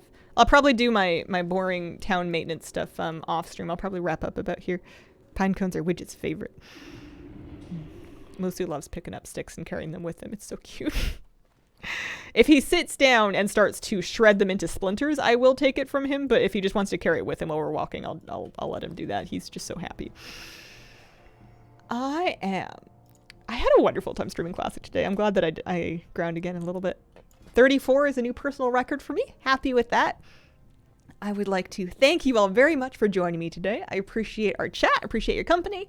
I'll be back tomorrow morning for a Friday morning WoW stream of some description. Thank you so much for joining me, and I hope you have a wonderful, wonderful day.